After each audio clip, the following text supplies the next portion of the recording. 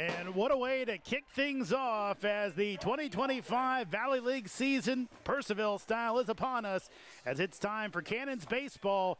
Purcellville welcoming in the Culperper Cavaliers. Howdy once again, baseball fans. Jeremy Huber back for another year here at Fireman's Field. New guy next to me, couple of new guys next to me. Lincoln Burkholder with me right now. Tristan Kunick coming up in just a little bit. Lincoln, welcome in. Of course, happy to be here. I'm excited for the season. Let's get it underway. Let's go ahead and talk about last night. Obviously, Purcellville, tough loss. Fell 8-7 to the front row Cardinals on the road in the season opener.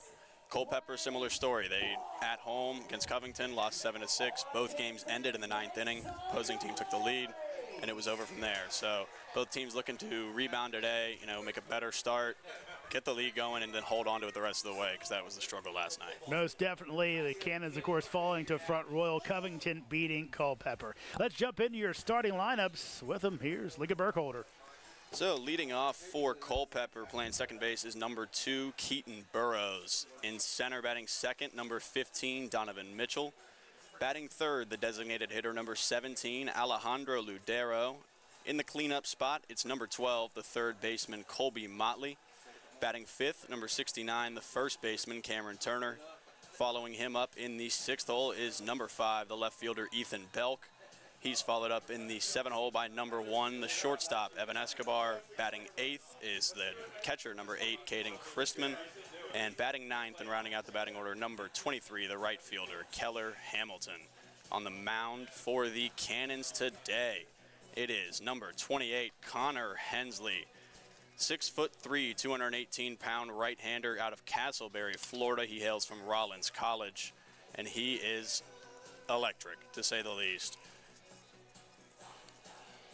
Let's get into the defense now. Excuse me. It is on the corners. You got number 1 at third base. That is Rex Smith. At first base, it's number 49, Justin Hudson. At second base, it's the returner, number 2, Ski Kono. Shortstop, it's number 6, Tyler Rowling. In the outfield, left to right, number 55 and left, it's Taiga Sakuma, In center is number 8, Ethan Acevedo. And in right, it's number 24, Anthony Fernandez. Catching behind the plate for Purcellville tonight is number 51, Ryan Gargett. That rounds out the defense for the Cannons. Thank you much. And again, you mentioned Connor Hensley on the mound, the right-hander out of Castleberry, Florida, this year at Rollins College, the Division II school. Previously at Seminole State College, pitched 13 and a third inning, 6.75 ERA, 7 appearances, 2 starts. Opponents hit .321 against him last year with Purcellville. Was part of the team, did not pitch due to injury, so he'll be looking to get his season underway and his run in Purcellville underway, as it'll be Keaton Burrows out of Pittsburgh standing in. Here's the pitch, and we are underway. The home opener is a ball high at 92 miles per hour. As Jeremy mentioned, Connor Hensley on the mound today. The number I'm looking at here, 10 strikeouts to just 3 walks in his 13.1 innings at Rollins this season. Pitch is swung on and missed for strike 1.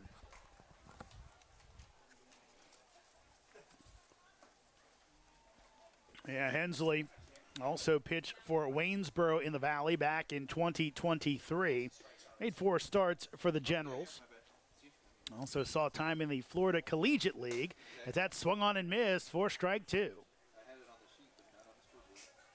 Quick recovery from the initial miss high. He's got 2 swinging strikes here. We'll see what he can do. See where he goes. Pitch number 4 here. Got underway a little early tonight.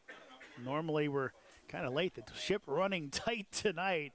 Here's the 1-2 pitch, as that'll be in the dirt, blocked by Gargett, who's actually listed as a pitcher, but is catching tonight.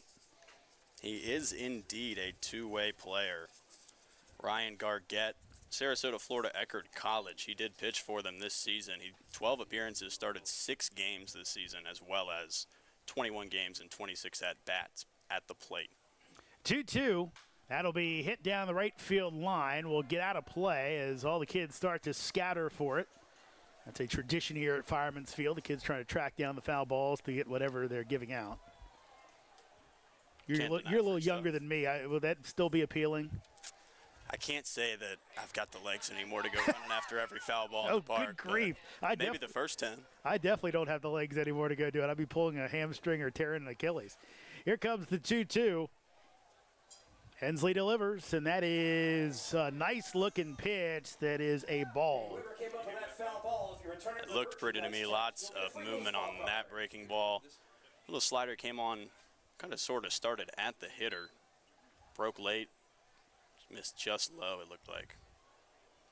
So 3-2 count after a night full of walks for the Cannons, trying to stop that here, but that is going to be a foul ball as Burrows, actually no, it's going to be a walk.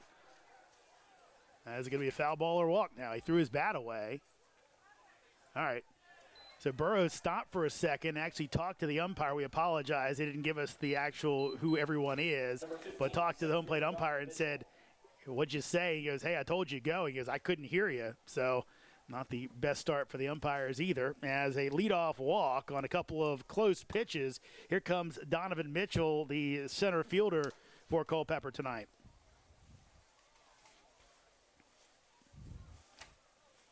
As that'll be a miss outside. Donovan Mitchell, one of many young guys in this lineup for Culperper tonight. Not only 2 upperclassmen now starting for Culperper. He's a rising sophomore. 1-0 will be in for a strike. That's a good point, Lincoln. If you kind of look at that lineup, it feels like Brandon Mack and the folks down in Culperper are kind of going for those guys. Maybe didn't get a lot of playing time at their schools, young guys with a lot of potential. Speaking of Donovan Mitchell, I don't have any statistics for South Alabama in his freshman year, but that's where he plays. 6'1", 195 out of Memphis, Tennessee. See what he can do in his first plate appearance here tonight. Here's the 1-1. That's going to miss outside for a ball. Last night, Mitchell had a tough one, went 1 for 6, 4 strikeouts for Mitchell in that loss against Covington. Hoping for better numbers tonight. Here comes the 2-1, and that'll be hit foul. So count goes to 2-2. I'm not sure the kids are going to find that one. I'll tell you what, where we are, for those unfamiliar with Fireman's Field, there is Hask Field, the local Little League field, just past the right field grandstand. So some of those guys who are playing pickle over there might have got themselves a souvenir. Here comes your 2-2. That is off the outside corner. So again, Hensley's going to go to a full count. Breaking ball moving well, just barely missing a couple times here, especially on that, obviously the 2-2 pitch last at bat that missed just low. But he's definitely got control of the movement. Here's the payoff pitch. Runner goes. Now he'll stay. That's going to be strike 3. So the 5th strikeout of the season for Mitchell is the looking kind for out number 1. Designated hitter number 17, Alejandro Ludero. Here comes Alejandro Ludero. Ludero from Lipscomb University. Can't remember their mascot. It's been a while since I've watched a Lipscomb game, but They made the basketball tournament, I think, a couple years ago, if memory serves, as that's going to be on the outside corner for a strike. they did. I'm actually pretty sure they were in the tournament this year as a 15 seed or a 14 seed, if I'm not mistaken. And that's going to be a balk as Hensley dropping the ball. Couldn't tell if he stepped off or just did the normal move. Not throwing would have given the balk anyway, but dropping the ball puts the runner down at second base. So Burrows now in scoring position with only 1 out.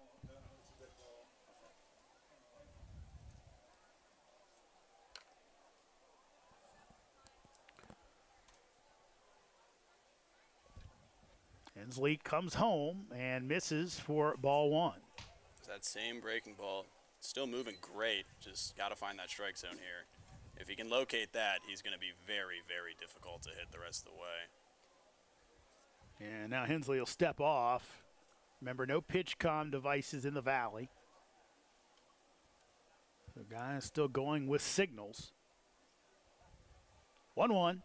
That'll miss outside. Cannon's trying to avoid a repeat of last night as they walked 10 batters. Really helped keep Front Royal in the game. Now, Cardinals actually walked 8, but Cannons came in tougher situations. Here's 2-1. That is in for strike 2. This would be a big second out here with a runner on second now after that balk. Ludero's father played baseball in Cuba. 2-2. That's in the dirt. Blocked. Good job there by Gargett. But the count will again go full. So the third straight batter that Hensley goes to a full count on.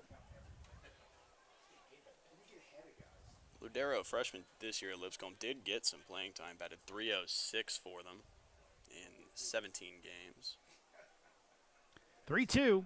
And that is swung on and missed. A last-second swing. Ludero trying to say that he hit Gargett's glove. The umpire saying no. And he's still looking at Brandon Mack saying I hit his glove with the end of my bat. But umpire says different.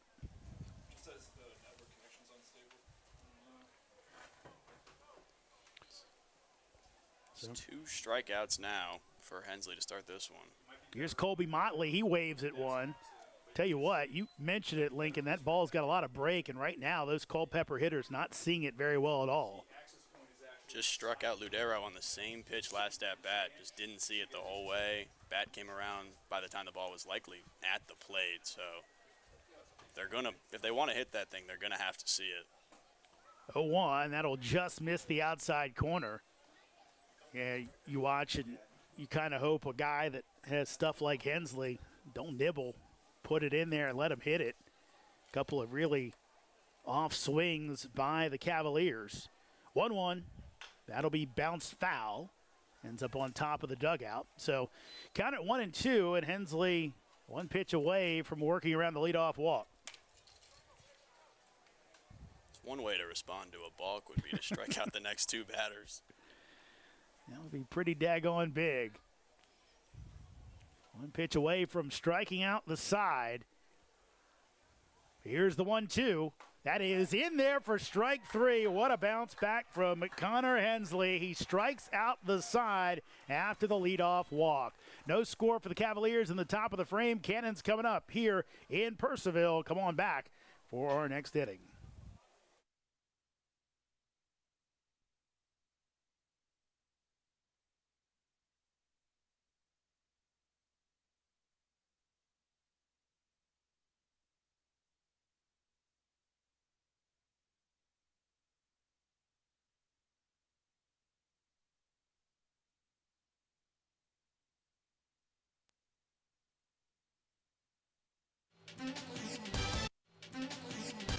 The Purcellville Cannons would like to thank their sponsors for the 2025 season. IBEW Local Number 26, International Brotherhood of Electrical Workers, the Purcellville Pub, Catoctin Creek Distilling Company.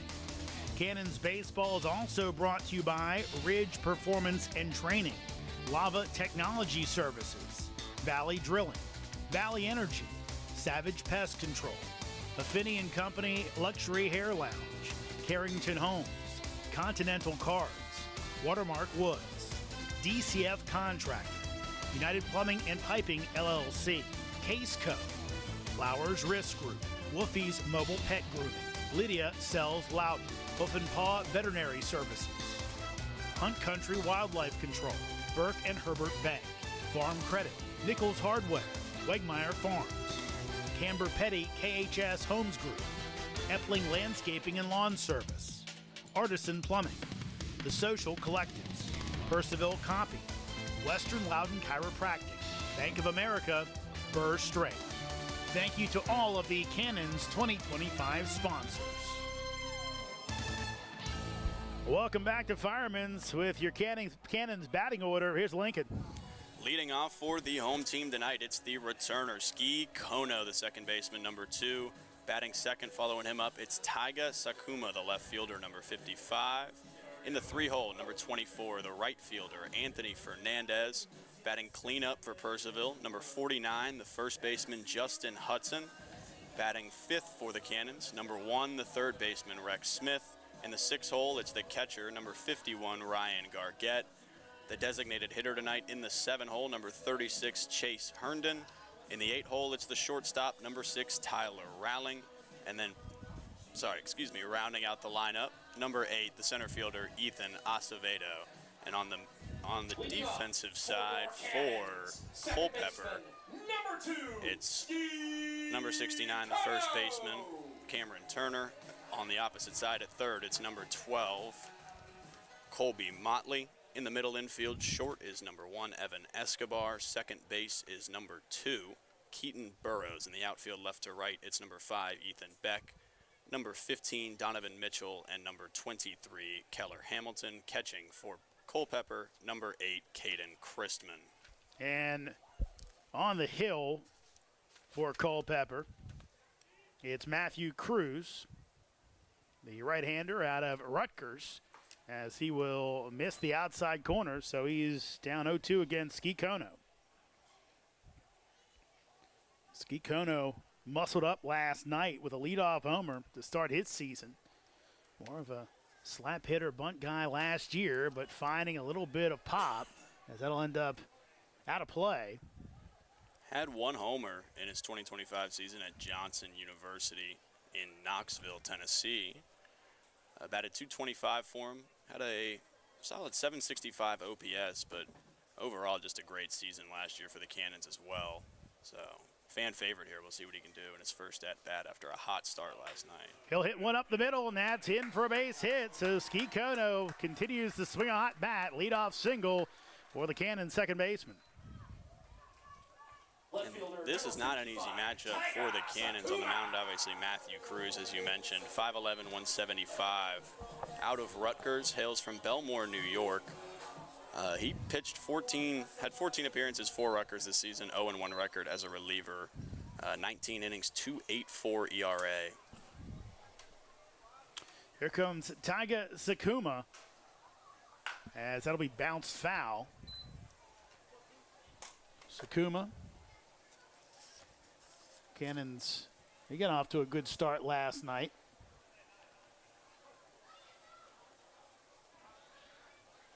He awaits the 0-1 pitch from Cruz. Bluff at first base, and no throw, as that's low for ball 1. Sakuma, another member of the Cannons Japanese contingent.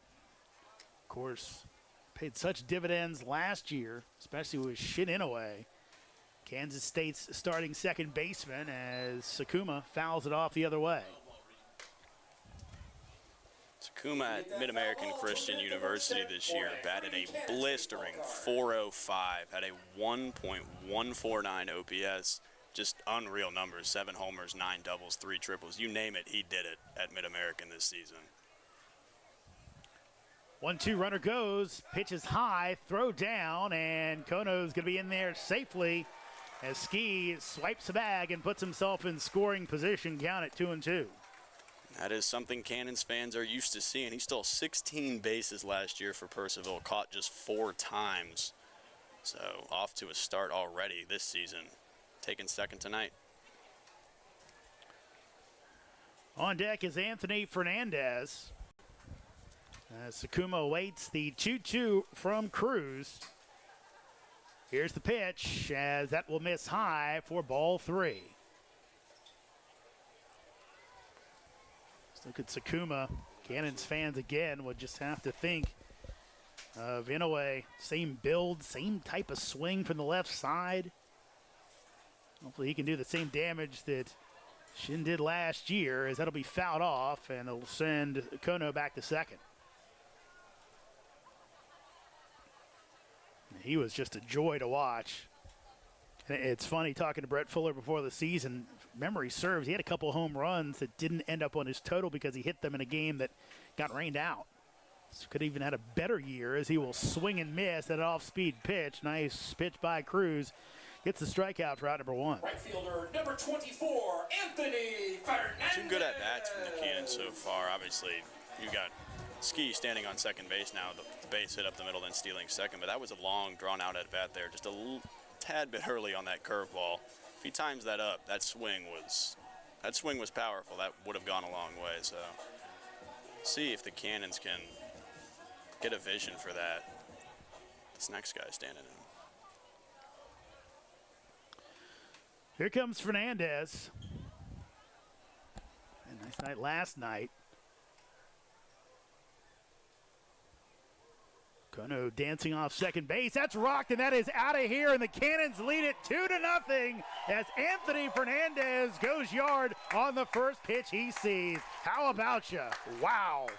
Just mentioned timing up that pitch, and I'd say he timed that one up pretty well. That thing was a mile out of the stadium. Cannons got the rally towels and a good reason to wave them as Fernandez goes yard big time in that Schwartz intimate porch out in right field. That one's out of anywhere the way he hit that ball. First baseman number 49, Justin Hudson. Here comes Justin Hudson.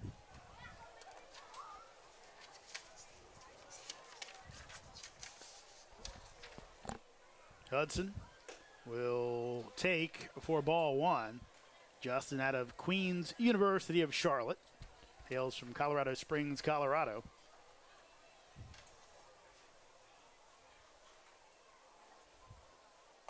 As that will miss the outside corner for ball 2.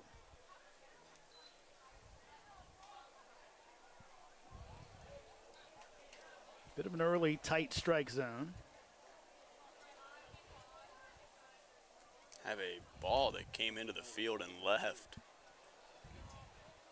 And kids out there having fun. Gotta make their aim a little better.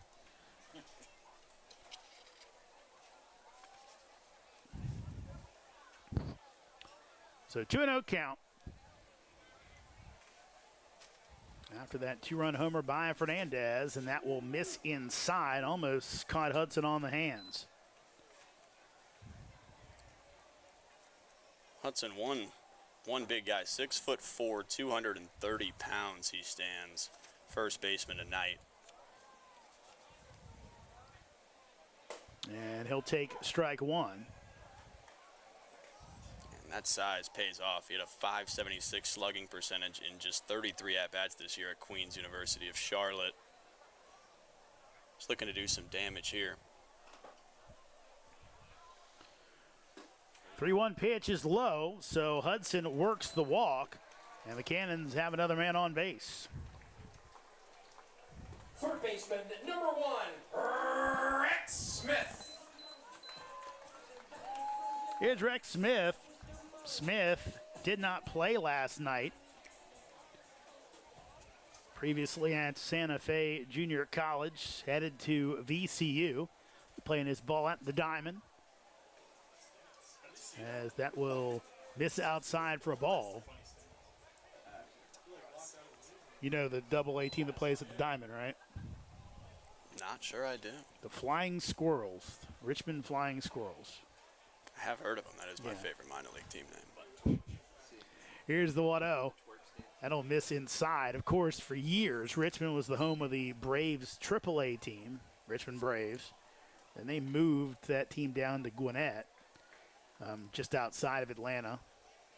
And if memory serves, I think the Flying Squirrels are a Giants affiliate, which doesn't, it's not great because it seems like those teams that are closer to the affiliate send better players there.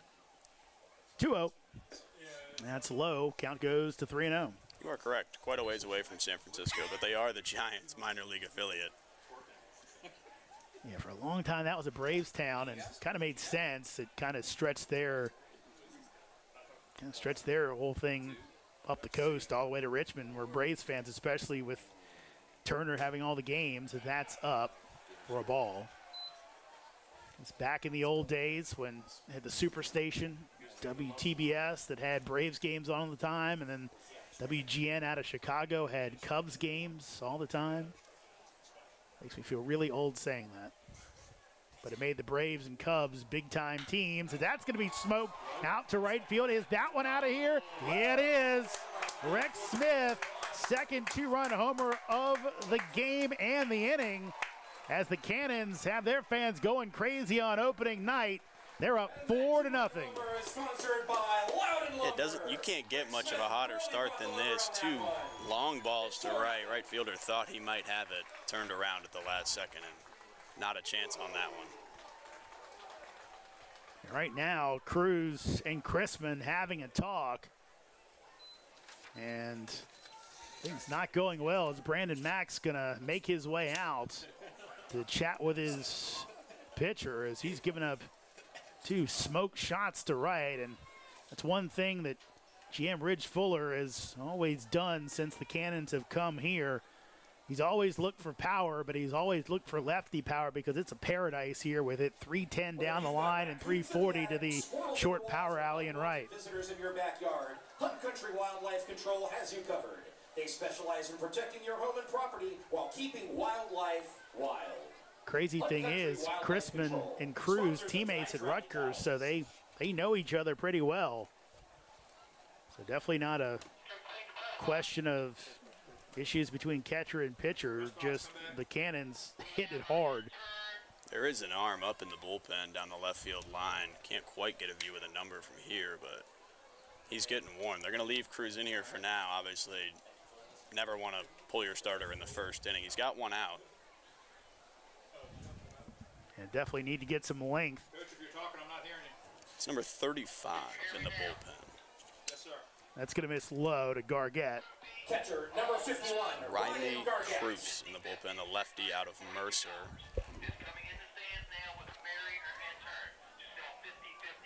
Here comes the 1-0, and Gargett's going to be hit on the arm, so the barrage continues as the Cannons, of their 6 batters so far, 5 have reached base. Gargett on the hit by pitch.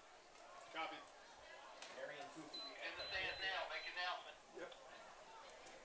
Coming through the stands now are Poopy and Mary So selling 50/50 here comes rapid Chase tickets Herndon. for tonight's match. Now batting number 36. Now batting number 36, designated hitter Chase Herndon. Herndon, the outfielder out of West Virginia Institute of Technology from Hedgesville, West Virginia. As that breaking ball misses outside for ball 1. Here's some more lefty power for you. 6 homers at WVU Tech this year. Had a .481 slugging percentage. So Here's the 1-0. He will pop this one up, but it'll end up out of play. So count goes to 1-1. Now, this will show how really, really old I am. You and Tristan, local kids, Loudoun County, pretty much all your games, except for maybe a couple, would be against teams in Loudoun County. I actually played against Hedgesville High School when I was a senior in high school. And that was, luckily we didn't have to make the trip that year because that is a hike, as that'll be fouled back. Count goes to 1-2. it's quite a conference game there.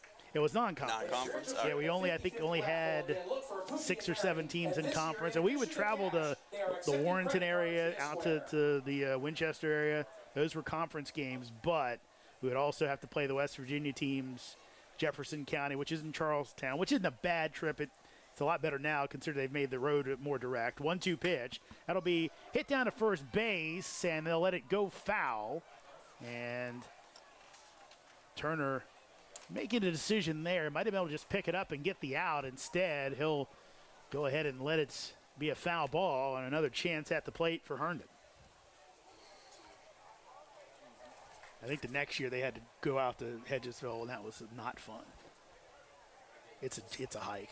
It sounds like a hike. I mean, Hedgesville, it just sounds like it's a hike. And if memory serves, they actually have the same color scheme that Culperper has, so small world. Here comes the 1-2 pitch. Herndon awaits, and he will hit it foul. Just trying to keep that one from ending up in the catcher's glove. Grab that foul ball, turn in, and get that baseball card. Tyler Rollings on deck. They didn't move up to bigger bases or anything this year, did they? I'm not that aware Here comes the 1-2, and that'll be swung on in the dirt. First base is occupied, so Herndon is out without the throw. Second out of the inning. It's a big second out for Cruz. Shortstop, Some momentum number back 6, there Tyler Rowling.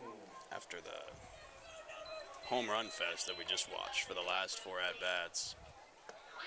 Is Brandon Mack going to go to his bullpen? He is. So Brandon Mack's going to make the first inning bullpen call, and we'll see who he brings in as the Cannons up 4-0 on the strength of 2-run homers from Anthony Fernandez and Rex Smith. We'll tell you all about the new pitcher in just a moment.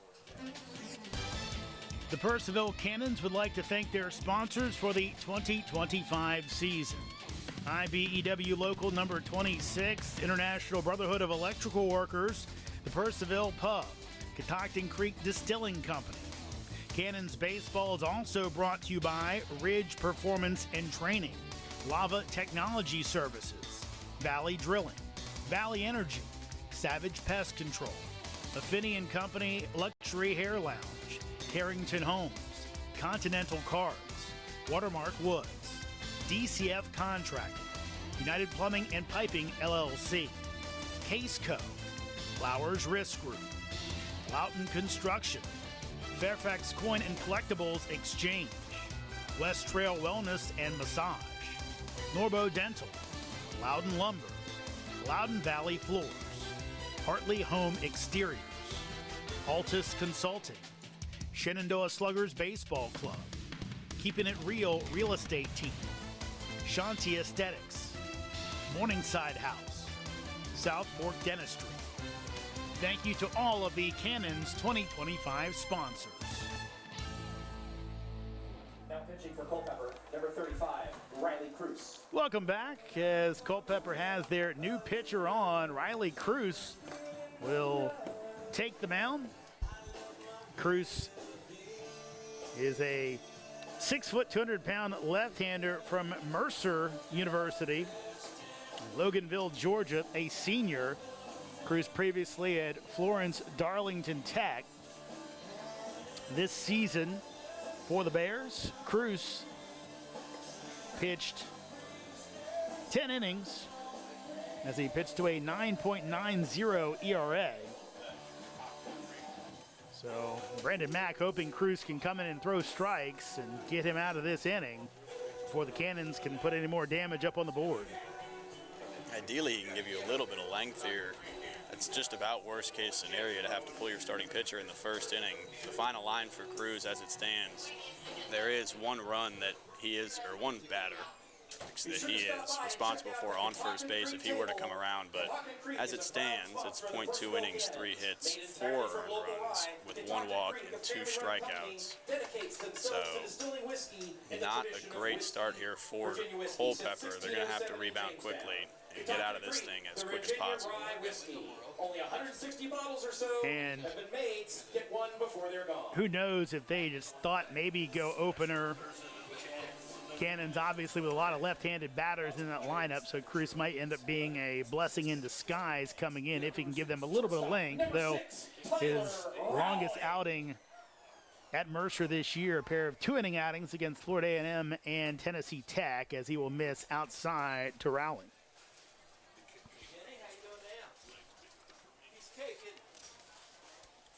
Rowling out of Penn State, I believe in the transfer portal, also from Aldie, Virginia, as that'll go out of play. Count goes to 1-1.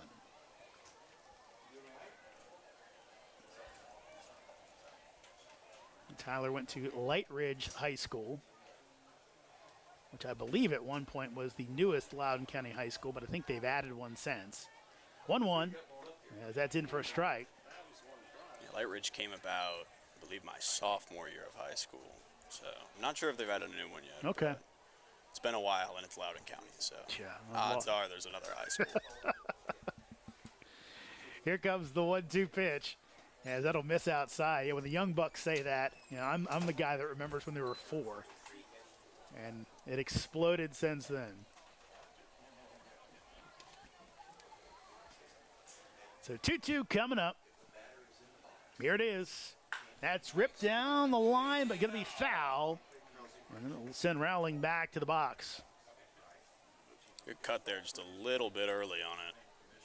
Had a lot of open grass out there and left. They're shading over a little bit for a right-handed hitter, which not typical, but he'll adjust himself here. He's a little further left.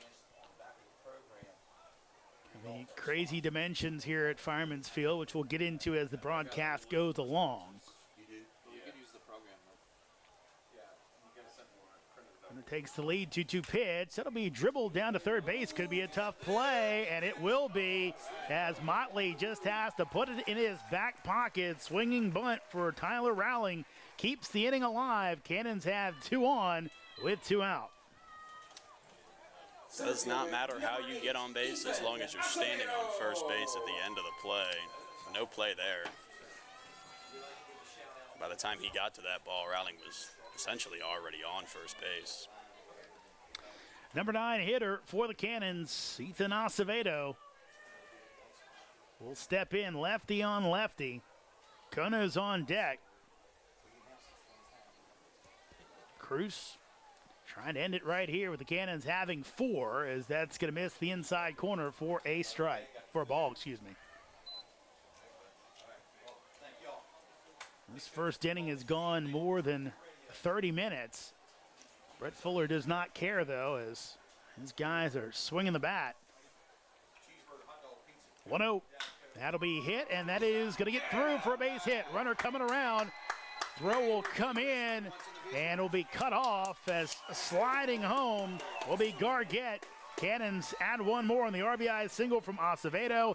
It's now Purcellville 5, Culperper nothing.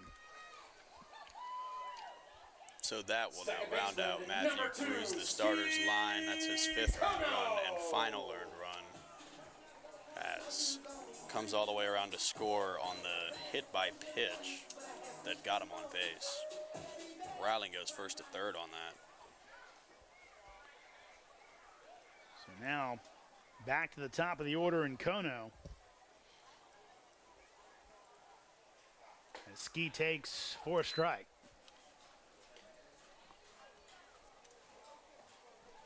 Tenth batter of the inning for Purcellville.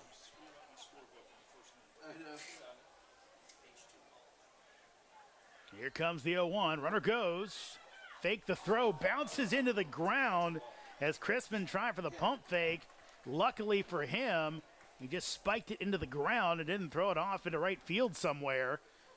Runner advances up, so Acevedo and Rowling both in scoring position.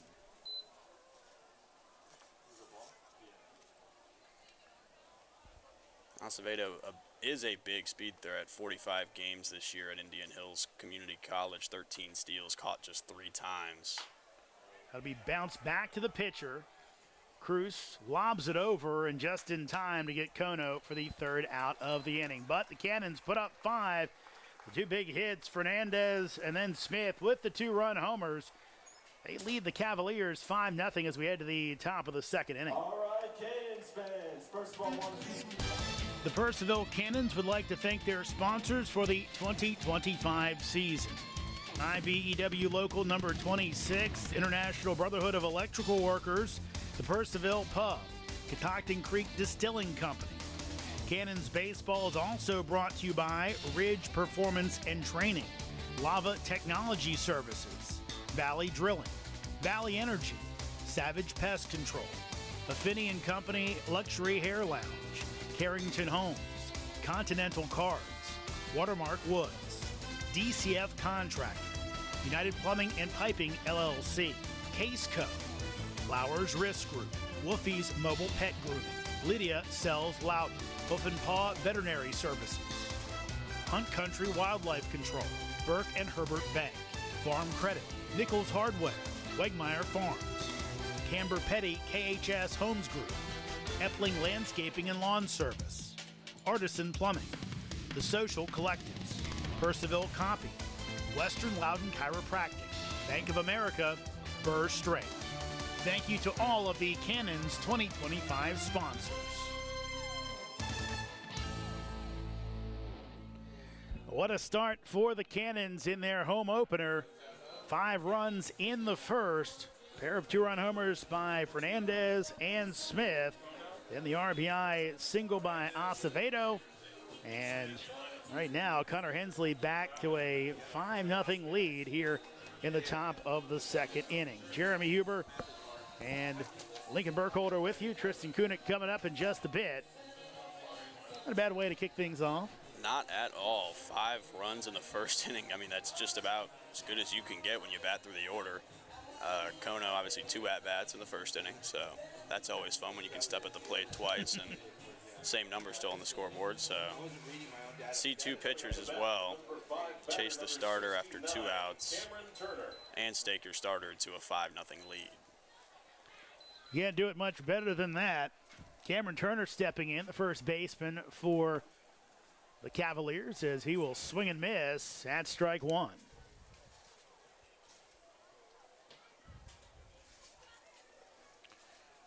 Turner, Charlotte baseball commit. Here's the 0-1, as that'll be off the corner for a ball. Turner, one of the kind of growing numbers to play final years of his high school baseball at a non-traditional school, as that'll be a swing and a miss. Played at P27 Academy down in South Carolina. A couple guys played there last year. I think maybe Woodstock had a guy that played there. Played very well at P27 Academy as well. 354 was the average. And a swing and a miss for strike 3. And after a strikeout last night, Turner strikes out here as Hensley gets into chase high for out number 1. What a start this has been for Hensley. Walked the first batter, but it's been nothing but dominance ever since. 4 strikeouts, 2 looking, 2 swinging. Just cruising right now. Ethan Belk will be the next up to try and take his chances. Outfielder out of Wofford College, as he will take low for a ball. Belk's in left field tonight, patrolling that big area out there. Hensley delivers, as it'll miss inside. We mentioned the dimensions here at Fireman's Field. Used to host youth football, so they had to fit a football field in here. So that's why out in left center field, it's 388, and it's a haul to get one out of here in that power alley. 2-0 pitch, swing and a miss for strike 1, but it's relatively easy out in right and right center, because it's 310 and 340 down the line. Don't have a number in direct center, as that is gonna miss. Count goes 3-1. It's left center out there, about 367. I'm gonna guess it's probably somewhere close to 400 over that center field fence. Yeah. Here's 3-1, as that will miss. So first walk issued by Hensley. Next up for the Cavaliers. Second baseman, or excuse me, second walk, as he gave the leadoff walk. University number 1, Evan Escobar. First base runner since that leadoff walk as well. Here's Evan Escobar. He's one of the guys that Lincoln kind of referred to earlier. That's very young and somewhat college inexperienced, but a lot of talent, as that'll be fouled off. I think actually I may be wrong about that. Escobar actually did play. He got some playing time this year at San Diego State. Didn't hit very well, only a 164 average, but did play in 34 games. Sorry I put the wrong words in your mouth there. No worries. 0-1 coming up. Here it is, as that's in the dirt for a ball. Yeah, as you mentioned, it is, and I mentioned earlier, it's a very young lineup. A lot of guys, maybe didn't get a lot of playing time or any playing time in their freshman year, but out here trying to make a name for themselves, and you never know what you're going to get with these guys because you haven't really seen much of it, so not much to scout unless you've played them before. 1-1. That's on the corner for strike 2. There is an advantage to that. And Escobar, a guy that, is just looking to turn it around after San Diego State, normally pretty good baseball school. Anytime we get that 1 in that batting average, not a great year for you, as he will foul this one off the facing of the Culperper dugout. course, the Cavaliers, their head coach, Brandon Mack, former assistant and I believe former player for Brett Fuller with the Cannons. Not sure if he played. I think he would have played in the Charlestown days. 1-2. That is a snap throw down to first base. Back in safely will be Belk. Great throw down to first. He almost got him, but just barely back in there. Escobar did have a hit last night in Culperper's 7-6 loss to the Lumberjacks out in Covington. 2-2. And that swung on and missed with first base occupied. A throw go down anyway. A snap tag by Hudson, but back in safely will be Belk. But Escobar will be the 5th strikeout victim for Hensley so far tonight.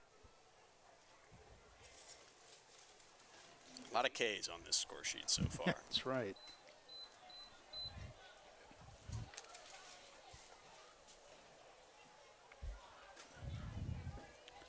So here's the number 8 batter, Caden Chrisman. Catcher out of Rutgers, wearing his red gear. As that'll be fouled back. That's one thing that the Cannons do better than other teams, though. It looks like some guys from Culpeper are wearing the Culpeper issued helmets, which you'll see a lot of other squads maybe wearing their batting helmet from their college, and sometimes it's quite the color clash. 0-1 pitch, swung on and missed for strike 2. We'll say the red on gray looks pretty Rutgers-esque, actually. Yep, it is. It is. If not for that number on his back. Kind of like the Brewers and Reds had a baby. Here's the 0-2. That is going to miss, and the infield doing the baseball shuffle. All thought that was strike 3, but we'll see another one. I mean, watching Hensley tonight, it seems like everything's strike 3 at this point. So we'll see what he can do here. 1-2. Looking for strikeout number 6. 5-0 Cannons lead. 1-2 count, 2 outs. Hensley delivers, as that'll be hit, maybe a broken bat, but an easy play for Hudson. He steps on the bag, and that will be out number 3. So the first out, not via the strikeout for Hensley. He didn't care. After 1.5, it's still Cannons 5, Cavaliers nothing. The Purcellville Cannons would like to thank their sponsors for the 2025 season. IBEW Local number 26, International Brotherhood of Electrical Workers, the Purcellville Pub, Catoctin Creek Distilling Company. Cannons Baseball is also brought to you by Ridge Performance and Training, Lava Technology Services, Valley Drilling, Valley Energy, Savage Pest Control, Affinity & Company Luxury Hair Lounge, Carrington Homes, Continental Cars, Watermark Woods, DCF Contracting, United Plumbing and Piping LLC, Case Co., Flowers Risk Group, Loughton Construction, Fairfax Coin and Collectibles Exchange, West Trail Wellness and Massage, Norbo Dental, Loudon Lumber, Loudon Valley Floors, Hartley Home Exteriors, Altus Consulting, Shenandoah Sluggers Baseball Club, Keeping It Real Real Estate Team, Shanti Aesthetics, Morningside House, South Fork Dentistry. Thank you to all of the Cannons 2025 sponsors. Second at bat for the Cannons, already leading at 5-0 as they chased Culpeper starter Matthew Cruz, as Riley Cruz has come on in relief, as Purcellville looking for their first win of the season after a tough loss last night. I believe the final totals in that one, Lincoln, Cannons had 10 hits, while Front Royal had 5. Yeah, but I think most of those Front Royal hits came very late, maybe the last inning. At one point it was 10-2 in hits, and the Cannons unable to get the win, so hoping for a different outcome tonight.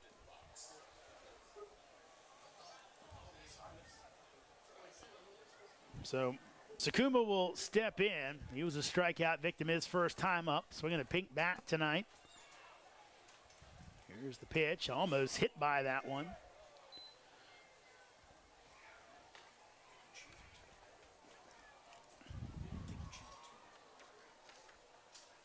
Sakuma got the start last night, went 1 for 5, had a big hit in the 8th, knocked in the go-ahead run with an RBI single. Here's the 1-0 as he'll hit one up the middle. It'll be played on the hop. They'll say no catch, but they get him at first base. What a play by Burrows. Couldn't get it on the fly, but gets the trap and then gets it over to first base in time for out number 1. It was a fantastic play. He almost did get there on the fly. That would have been a sight to behold, but still a fantastic play. Then he spun around, got it over to first, and Sakuma is not a slow guy out there, so. Here comes Anthony Fernandez and the 2-run homer to open the scoring in the first as they'll work him away for strike 1. Fernandez also had a big hit last night. He went 3 for 3 with the 2-run double in the 8th that tied the game up at 5 before Sakuma would put the Cannons ahead for that short-lived lead. As that misses up high for a ball. So with that home run in the first, batting average sits at, let me do that math, 1,000. Perfect. Some Loudoun County math right there. Oh, yeah. Been a long time since I took a math class. 1-1 coming up. And here's the pitch as Fernandez, wow, it's a scorcher into the Culperper dugout. Hopefully everybody's okay as Brandon Matt goes and checks on his team. It looked like everybody got down, thankfully. But that'll wake you up. Yeah, most definitely. What a crowd here tonight on opening night. Almost a full house.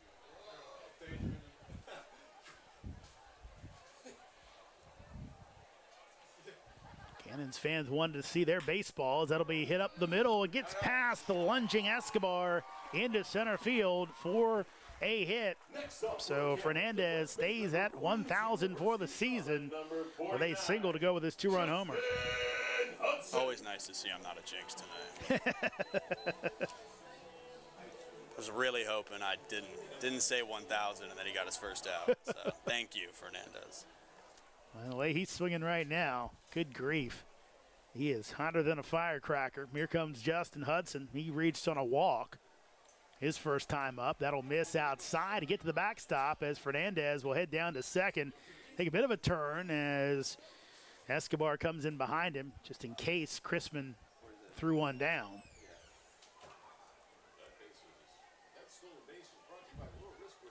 Cannons, of course, last year made it to the Valley League Championship Series for the first time since moving to Purcellville. They had made an appearance in Charlestown where they fell in the finals. Here comes the 1-0. That'll be hit down the line, but foul. It's more hard contact from the Cannons tonight. There's been plenty of it. And right-handed power hitters also could have some fun over there in that corner. Just 318 to that wall, only 8 feet longer than the right field fence. And that's where you want to hit home runs in this park, is right down the left field line and basically from center to the right field pole. That one could test the wall. Going back, and this one's out of here. Another 2-run homer. This time it's Justin Hudson as the Cannons add a couple more. They now lead Culperper 7-0 here in the bottom of the second inning. Who needs left and right field anyway?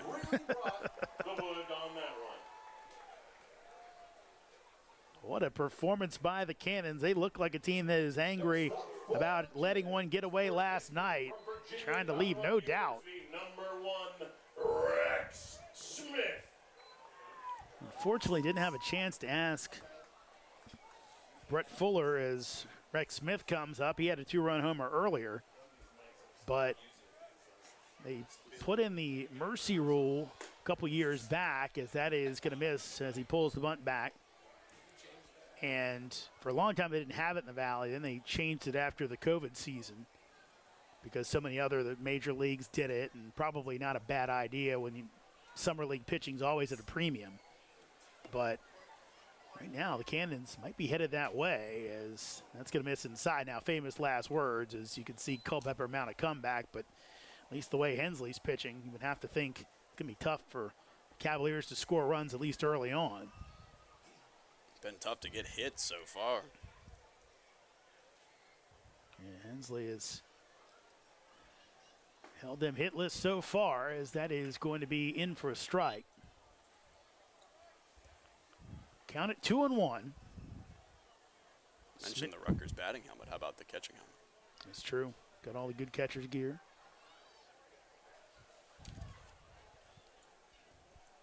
Here's the 2-1.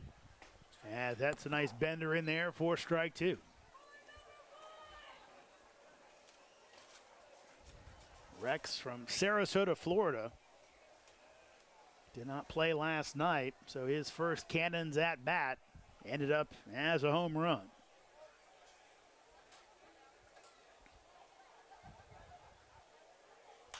Cruz delivers, and it's fouled away, so the count goes 2-2. Stays at 2-2, I should say. Foul ball. Bring it down to the merch tent and get yourself a free Cannons baseball card. Yeah, what a nice crowd here tonight. A little bit unseasonably cool, but Cannons fans want to see their baseball. Filling it up on opening night. 2-2, as that'll miss outside. Count goes to 3-2. Now, also, the other thing here at Fireman's Field Complex is the Bush Tabernacle. Used to be this roller skating rink. They hold events over there now. So I don't know how many people came from the baseball game and the Tabernacle. I don't know where everybody parked at. When I got here earlier, there was almost no parking. 3-2, as that'll be hits weakly down the line, as Cruz will underhand it over to first base, and Turner for out number 2. I got here around 2 p.m. 0 parking spots available. Granted, that was likely a product of the travel baseball games going on, but had to wait for an 18-wheeler that was parked in 5 spots to head out. Luckily, when I came back around the second time, he was gone, so got one. Yeah, I'm normally pretty lucky. We'll have to make sure to tell you guys about the secret parking spots. Have to get your Cannons badge, though, just in case someone calls you on it. Here's Ryan Gargett, as he'll take outside for a ball. Gargett hit by a pitch his first time up.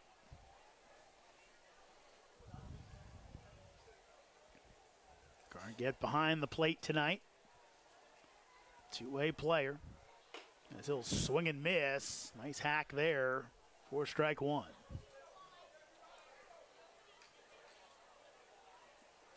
Gargett came around to score after that hit by pitch. It was Rowling that knocked him in. It was Acevedo, I think. Yep. Acevedo who knocked him in. Here's the 1-1. That is low for a ball. Count goes 2-1.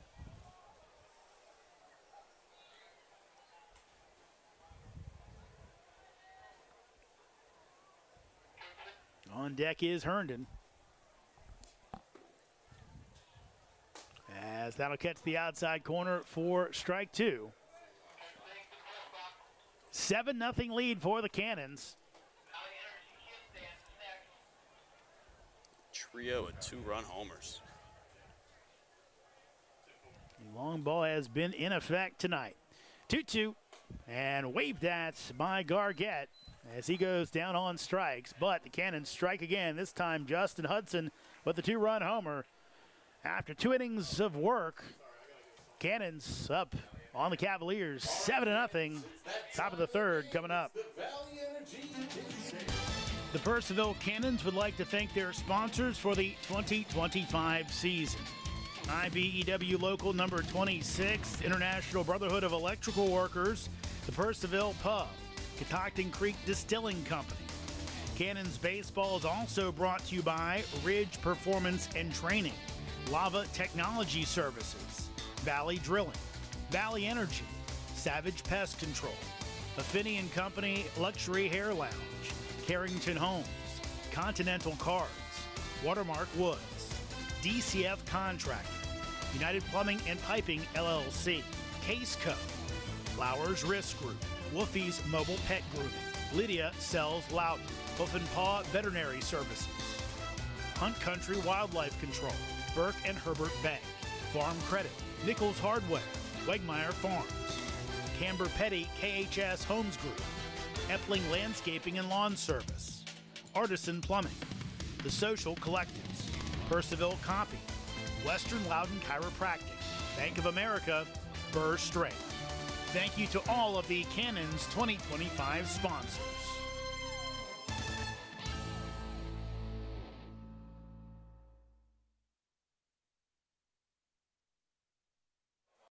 We welcome you back to Fireman's Field in Purcellville, Virginia. It's the Cannons leading 7-0 at the moment. It's been as hot of a start as you could get. 3 two-run homers and the RBI base hit from Ethan Acevedo have put the Cannons up by quite the cushion, and it's still Connor Hensley on the mound for obvious reasons. He has been electric so far. 5 strikeouts, 2 walks, no hits allowed. For the Cannons starter, I welcome in Tristan Kunek to my left as my color commentator now. Good to be here. Excited to be back for another Cannons season. I always love being here just in Purcellville in the summer. Going to a baseball field in the summer is just one of the best feelings there is. It's a beautiful day out here. A little chilly for early June, but I'll take it. I prefer this to 99, so. As that one's in there for strike one. That's that breaking ball I mentioned earlier. He's had every bit of control of it tonight. 0-1. The way the Cannons are swinging the bats, though, you can't really tell weather is really, it's floating like it's a warm day outside. It is. And there is no wind. That American flag in center field is laying down, so they have just been crushing the ball. At the plate, it's Keller Hamilton, his first at-bat of the night for Culperper, the 9-hitter.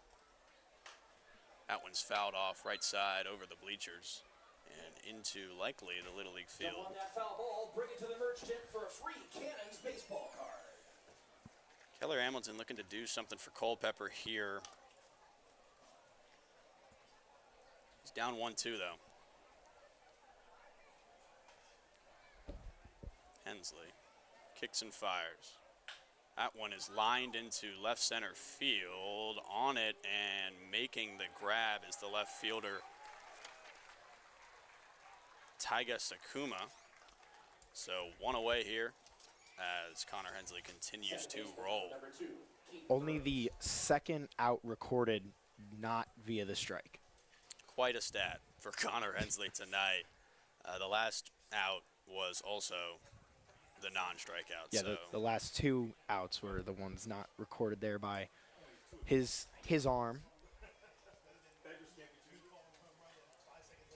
Nonetheless, 1 gone as now stands in the leadoff hitter. It's Keaton Burrows as that one misses outside for ball 1. Burrows walked in his first at-bat. He's one of just 2 base runners that Culperper has had tonight. He's the only one to make it into scoring position, and he made it on the balk in the first inning. As that one bounces in the dirt, blocked by Gargett. 2-0. You guys were mentioning the colorways earlier. Burrows' light blue helmet kind of goes nicely with his uniform. Yeah, he does hail out of Pitt. Exact same color scheme as Culperper, just a slightly lighter blue. As he takes ball 3, it's 3-0. Be interesting to see here with a desperate need for base runners and a hit if he's taking all the way, or if this ball's down the middle, if he'll take a hack at it, but I guess we'll see. Hensley kicks, fires, and that one misses low, takes for ball 4. So second walk of the night for Keaton Burrows. Becomes the first Culperper player to reach base twice. First time you really see Hensley kind of rattled there. 4-pitch walk. He's had a couple walks so far, and those are the only people he's allowed on base. But like I said, first time you really see him getting a little iffy there. Yeah, other than that, he has been absolutely dominant tonight. Now standing in, it's the center fielder, Donovan Mitchell, for the Cavaliers. Struck out in his first at-bat. That's going to be a theme as we go down this lineup. Takes ball 1 outside. Hensley looking to work back into the strike zone here, 1-0.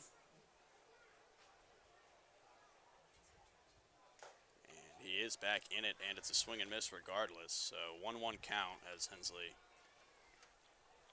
I'm also curious to see how the base running goes for the Cavaliers here. Is, like you said, in desperate needs of runs, they're going to have to move on the base paths a little bit more than they would want to. Speaking of which, great call. There he goes. Gargett down to second. Throw is a little high. Unable to handle it is the shortstop, the second baseman, actually. It was Kono that tried to come up with that one, but able to block it, keep it out of center field. It's the second time today that he's reached scoring position. But, yeah, as I was saying, seeing them, I mean, as you said right there, stealing, trying to get themselves into scoring position, and especially if, you know, typically your first couple batters you're putting. That one's driven into right, working back on it, and making the grab is the first baseman, Justin Hudson. And there goes Keaton Burrows again, now reaching third. Oh, yeah. As he is now 90 feet away from getting a run for the Cavaliers, a desperately needed run for the Cavaliers. Did miss that tag there, but he did make it to third without a throw. I mean, just about the perfect spot to tag up from second to third, as that one was out of play in foul territory, or not out of play, but in foul territory on the right side, deep enough. And Rex Smith didn't even attempt to lay the tag as Burrows was already there and the throw was a little off target. Swing and a miss at the first pitch. It's 0-1. So one gone, runner on third. Sorry, two gone, runner on third.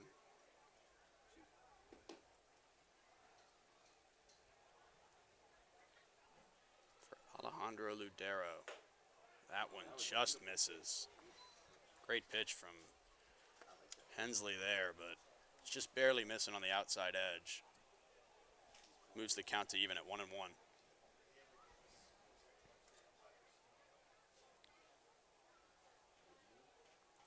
Lead takes the lead off third, and that one misses just outside as well. It'll be 2-1 now. Ludero struck out swinging his first time up. They need anything but that right now. First run of the game, potentially standing on third base in the form of Keaton Burrows. It's the closest they've been to a run so far tonight, and they need it badly. That one's lined up the middle, and they will get it. It's Alejandro Ludero with Culperper's first base hit of the game.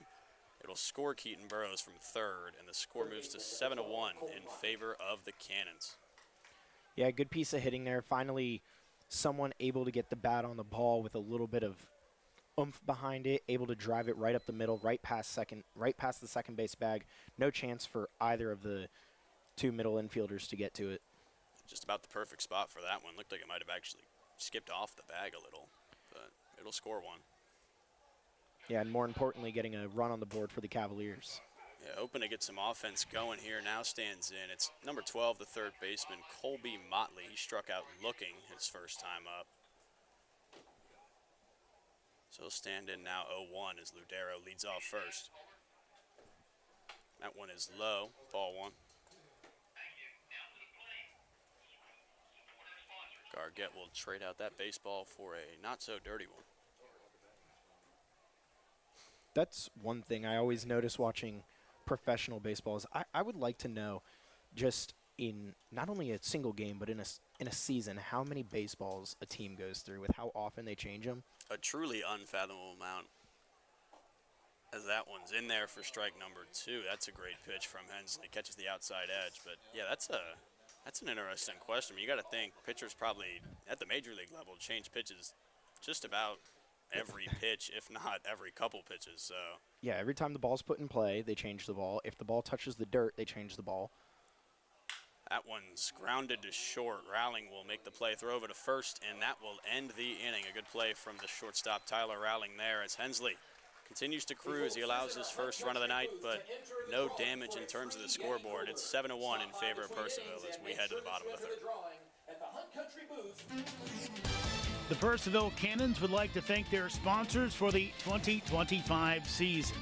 IBEW Local Number 26, International Brotherhood of Electrical Workers, the Purcellville Pub, Catoctin Creek Distilling Company. Cannons Baseball is also brought to you by Ridge Performance and Training, Lava Technology Services, Valley Drilling, Valley Energy, Savage Pest Control, Affinity & Company Luxury Hair Lounge, Carrington Homes, Continental Cards, Watermark Woods, DCF Contracting, United Plumbing and Piping LLC, Case Co, Flowers Risk Group, Wolfie's Mobile Pet Grooming, Lydia Sells Loudon, Hoof and Paw Veterinary Services, Hunt Country Wildlife Control, Burke and Herbert Bank, Farm Credit, Nichols Hardware, Wegmeyer Farms, Camber Petty KHS Homes Group, Epling Landscaping and Lawn Service, Artisan Plumbing, The Social Collectives, Purcellville Copy, Western Loudon Chiropractic, Bank of America, Burr Strength. Thank you to all of the Cannons 2025 sponsors.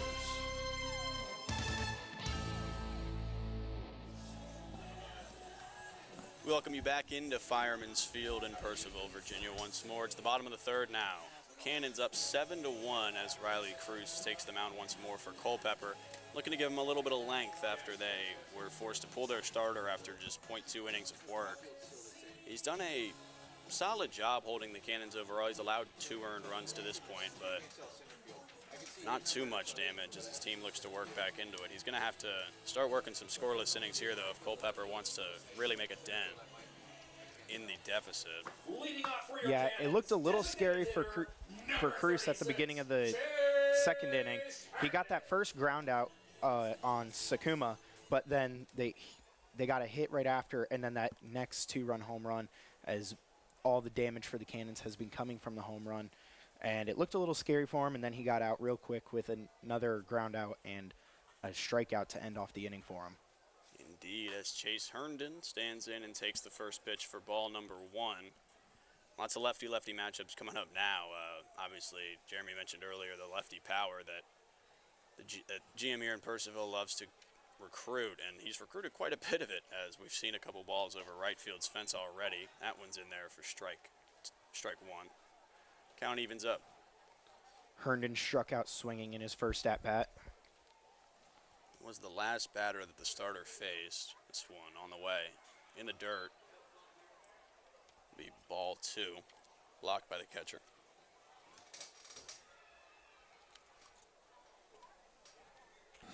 Chase Herndon is the DH for today.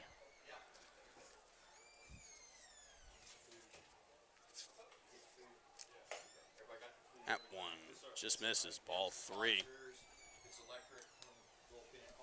Herndon, we mentioned earlier that he's from Hedgesville, West Virginia. We did the research. It's only 51 minutes from Purcellville, Virginia. So not too big of a hike, but for a high school game, that is a long one. That one's fouled off right side, and thankfully that one misses everybody as well.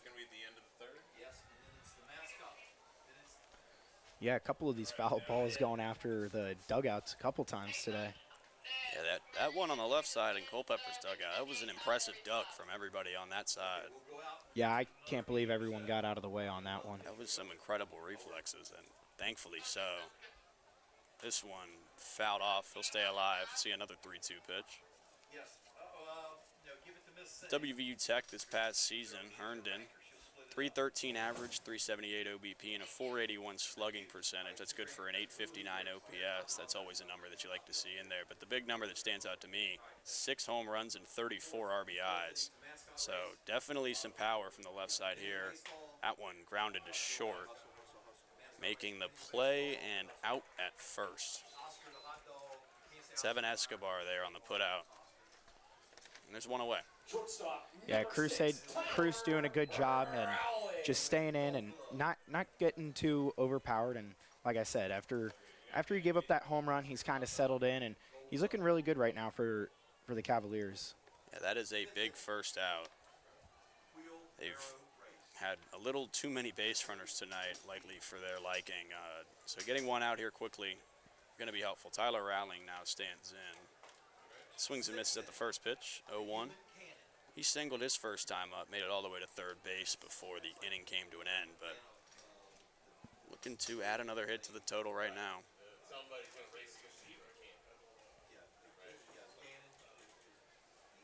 That one swung on and missed as well. 2 high pitches and 2 swings. They were both likely in the zone, but just under them, and it'll be 0-2. Rowling sporting his Penn State elbow guard and ankle guard down there.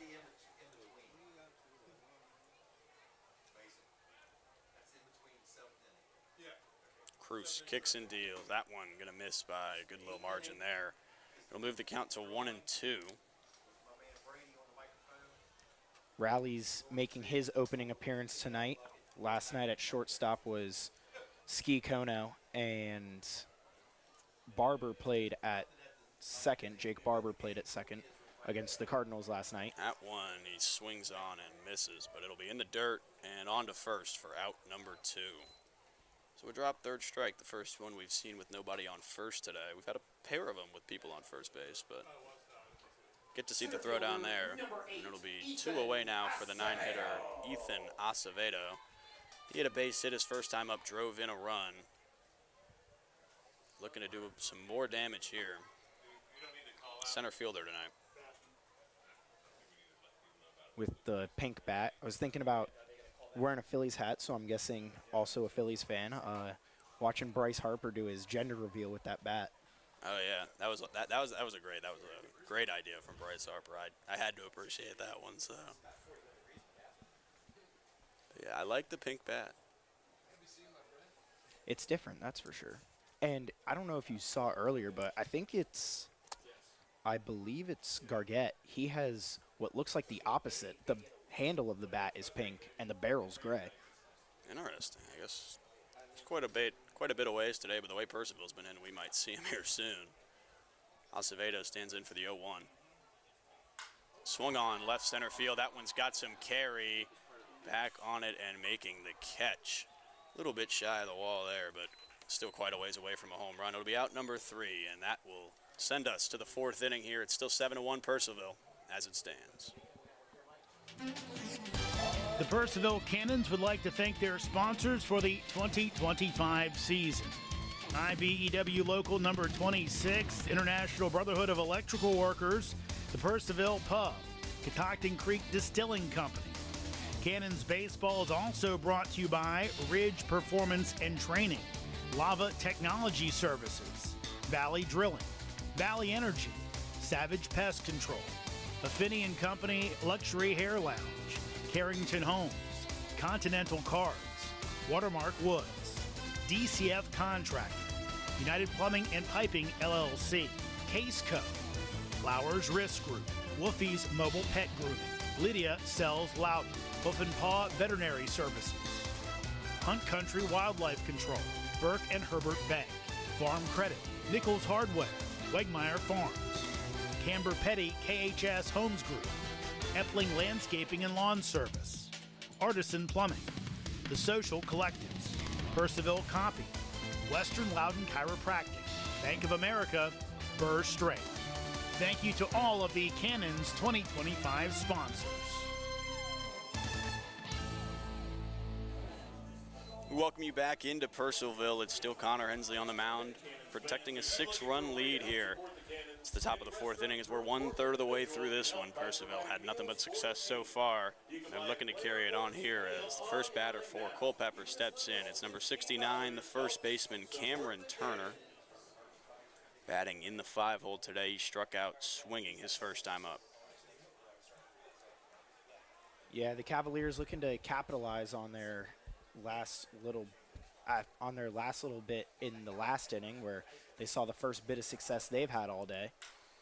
Looking to carry that momentum. That one's driven into right, and that is gone over that right field wall that we mentioned is only 310, but that one cleared by a good bit. Cameron Turner does the first real damage of the game to a baseball on that launch to right, and it's 7-2 in favor of Purcellville. And that is one way to definitely carry some momentum into the following inning, starting out with a home run to get things going for the Cavaliers. First home run of the game for Culperper, and just the second run of the game allowed for Connor Hensley. So look to rebound here as the left fielder Ethan Belk steps in now.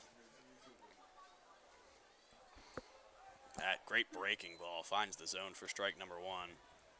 Belk, as we mentioned previously, out of Wofford, 5'10", 180. believe they were also in the tournament this year. You guys were mentioning the small teams making the tournament. I think they were as well, yeah. But Ethan, he did get some playing time. Wofford's website, unfortunately, does not have his batting average listed, but he scored 11 runs.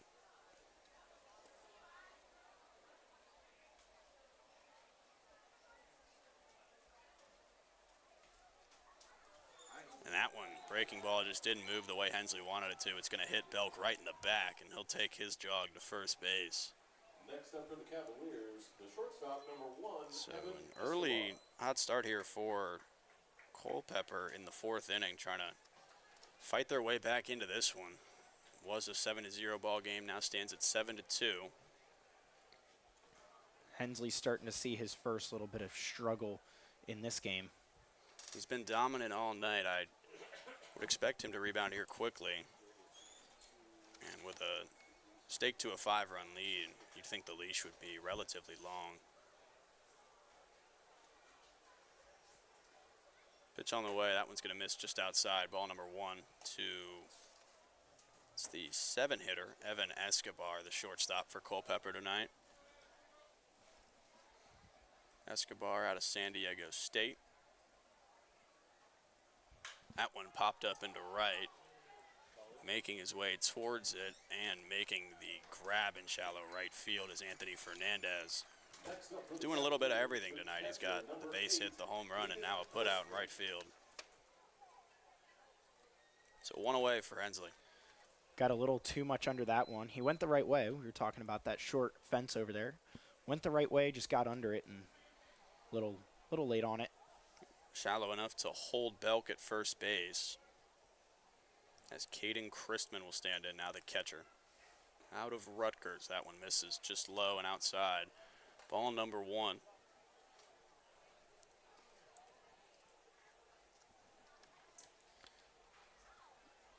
Christman grounded out to first base in his first at-bat. Swing and a miss on that great breaking ball. It'll even up the count. It's that pitch that's been working so well for Hensley tonight. It's that it almost looks like a slider. It could be a curveball. It's hard to tell up in the booth. All I can really tell is that it's moving a lot, and it has been largely unhittable to this point. That one low, but it'll find down to second base. What a throw from Gargett. He is out, and there's 2 gone here in the 4th. I am loving watching Gargett behind the plate because you can kind of see that delivery that he has being a two-way player. When he was throwing down to first earlier behind the runner, and right there you can just see the load up and the fire as soon as he gets it going, and he gets the ball there fast. He does. Yeah, we did mention it earlier on the throws down to first base. He was rocketing that thing over there, and that was on a line and in the perfect spot. Hensley misses just outside for ball 2 now. Yeah, Rowling didn't even have to Excuse me, that pitch actually hit. It's a strike on the last pitch prior to the caught stealing. Rowling didn't even have to move his glove. Not at all. And that one going to float right in there. What a pitch from Hensley. It's another strikeout. And that'll send us to the bottom of the 4th. Culperper gets 1 more. It's 7-2, Purcellville. The Purcellville Cannons would like to thank their sponsors for the 2025 season. IBEW Local Number 26, International Brotherhood of Electrical Workers, the Purcellville Pub, Catoctin Creek Distilling Company. Cannons Baseball is also brought to you by Ridge Performance and Training, Lava Technology Services, Valley Drilling, Valley Energy, Savage Pest Control, Affinity & Company Luxury Hair Lounge, Carrington Homes, Continental Cards, Watermark Woods, DCF Contracting, United Plumbing and Piping LLC, Case Co, Flowers Risk Group, Wolfie's Mobile Pet Grooming, Lydia Sells Loudon, Hoof and Paw Veterinary Services, Hunt Country Wildlife Control, Burke and Herbert Bank, Farm Credit, Nichols Hardware, Wegmeyer Farms, Camber Petty KHS Homes Group, Epling Landscaping and Lawn Service, Artisan Plumbing, The Social Collectives, Purcellville Copy, Western Loudon Chiropractic, Bank of America, Burr Strength. Thank you to all of the Cannons 2025 sponsors. Welcome you back into Purcellville. It's the bottom of the fourth inning now here at Fireman's Field. Score 7-2 after the home run in the top of the fourth from Cameron Turner of Culperper. But a beautiful strikeout to end the inning from Connor Hensley. And that sends us to where we stand now. Leading off for Purcellville will be Ski Kono, the returner. He's had a good day so far. Singled in his first at-bat, but grounded out in his second one, both in the first inning. Out of Johnson University in Tennessee. He's been great there so far. Overall, just filling the stat sheet all over. 10 walks for him is the number that stands out to me. To just 7 strikeouts, that's a ratio that you like to see. Especially from a leadoff batter. I mean, your job's to get on base, and like you were saying earlier, I mean, he loves to try to take those bags. So if you can get somebody on and then, you know, maybe get him to second or third very early and give your team a chance to score early, you're in pretty good shape normally. You know, Romain Riley Cruz on the mound for Culperper. He has given them some length here after the initial struggles. Bunt. Oh, what a bunt from Ski Kono. He's going to be safe by a mile. No shot to throw down there. That was about as perfect as it gets.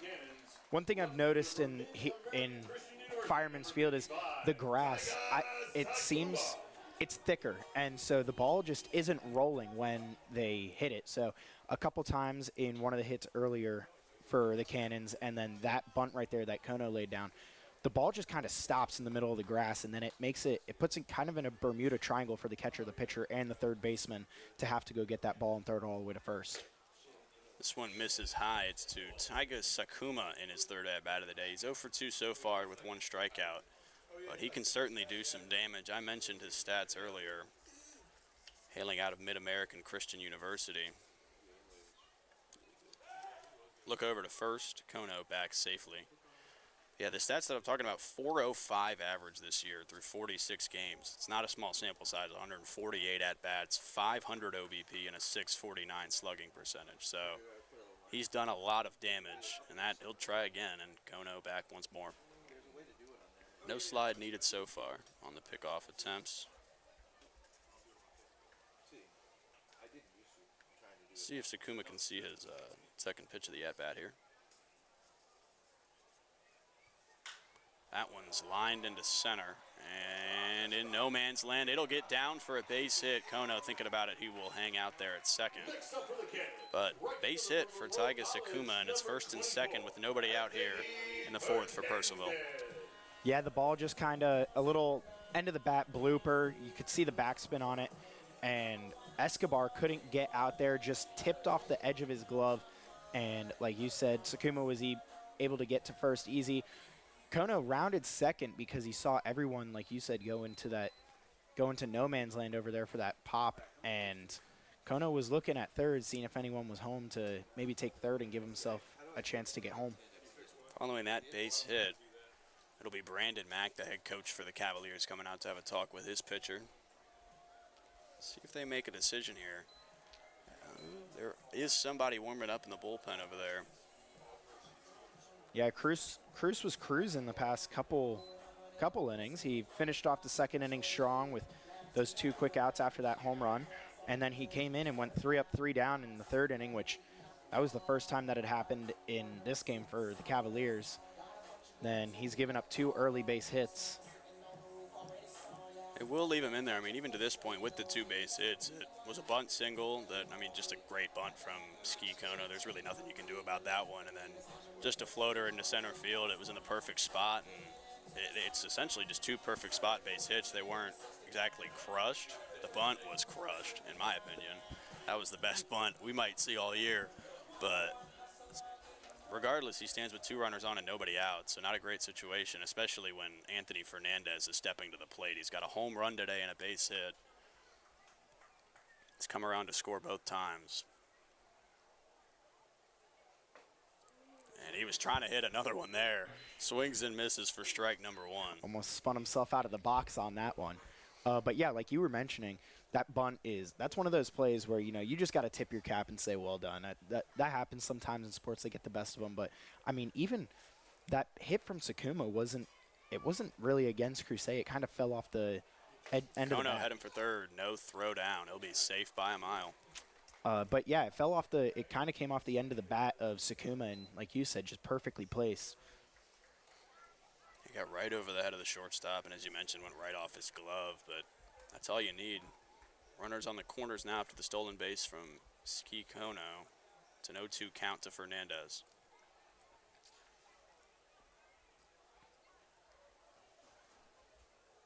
Swung on, grounded, second base side. He will make the play, and out at first is Fernandez, but coming to the plate and scoring will be Ski Kono. It's an RBI ground out for Anthony Fernandez. And it looked like Sakuma was trying to get in the way of that ball. Not get in the way, but I don't know if you've seen it in the MLB where occasionally a runner will kind of try to pause in front of the ball to help try to get the defense to lose sight of it. Block the view a little bit. Yeah.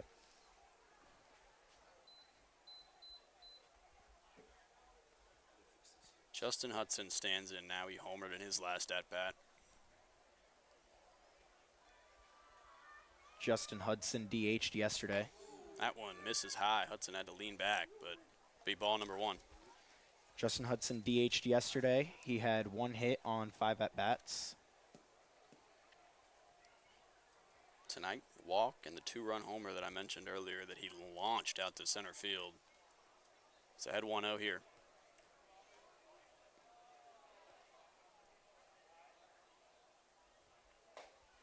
That breaking ball in there for strike number 1. That's a nice pitch. He's had control of it all night, but they have hit it at times. Chooses to take that one. It's strike 1. Even count 1-1 as Taiga Sakuma leads off second base now. And one thing that's always interesting to me, oh, and there he goes. And he's going for third, and catcher didn't even look like he saw him until it was too late, but didn't have a chance on a breaking ball anyway. So second steal of second to third tonight in this inning. Something I was getting ready to mention right before he stole third is when you have righties up and you have a runner on second, and I think it gives base runners a little bit of a heads up to go because you can get by. Rounded to short. Throw on to first will be in time. But it's another RBI ground out for the Cannons. Another run comes to the plate, and it's 9-2 now in favor of Purcellville. Rex Smith. It was a good play from the shortstop there, Evan Escobar, to get that out. It was certainly one of those ground balls, as you mentioned earlier, kind of died in the grass, but he's able to get over there in time. And this time, it looks like they're going to the bullpen. So we will tell you about the new pitcher when we come back, as Cruz will leave the game.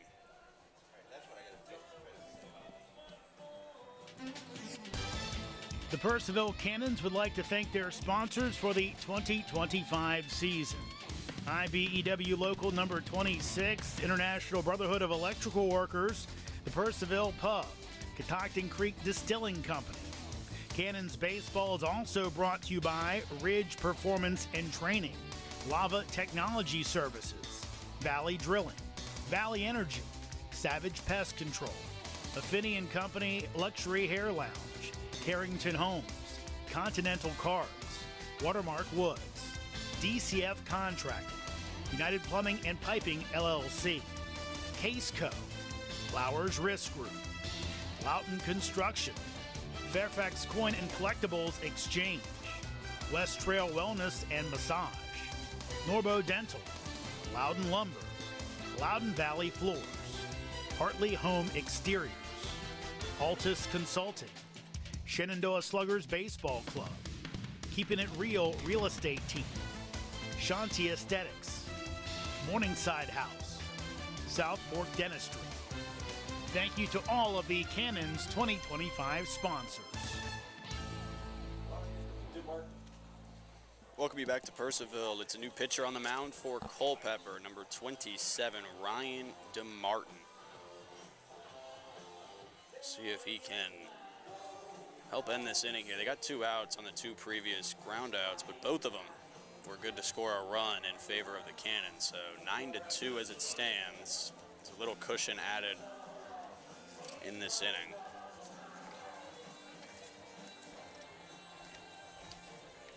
DeMartin, righty, stands 6'1", 175 from Georgetown University. He is a local guy out of Ashburn, Virginia, or local enough, not super local, but Only relatively close. Only a half hour away, just right down the road, right down 7. About halfway to where I'm from.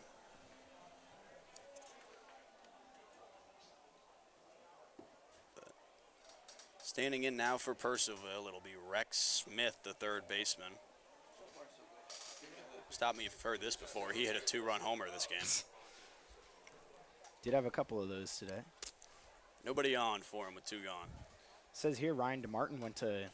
That one's up towards us. Got to lean back a little bit, but we're okay. There's a net. There's a net and a window in front of me, and I still flinched. Yeah, I still leaned back. Watching a baseball fly at your face is not something that, feels nice, but. Said on here that he went to Riverside down in Leesburg. That one finds the zone. It'll make it 0-2. DeMartin made 6 appearances this season with Georgetown through 3.1 innings on the season.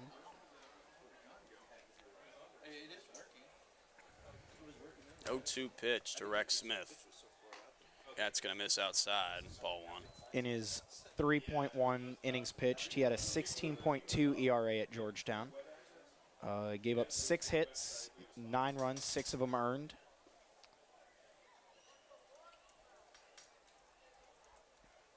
One-two pitch now. On the way to Rex Smith. That one, trying to get that breaking ball in there, but it didn't break quite enough. It'll even up the count at 2-2 now. Rex Smith, obviously a dangerous hitter. We saw it earlier. Took advantage of that right field fence and launched one out. It did not need help from that right field fence, though. He cleared that with ease. That one lined to right. It'll go foul. Oh, just a little early on that one. Another hard hit ball from Purcellville. And that one came off the bat hot.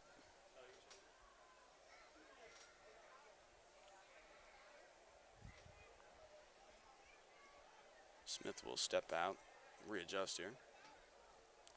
As the pitcher steps off as well. Count still even at 2-2.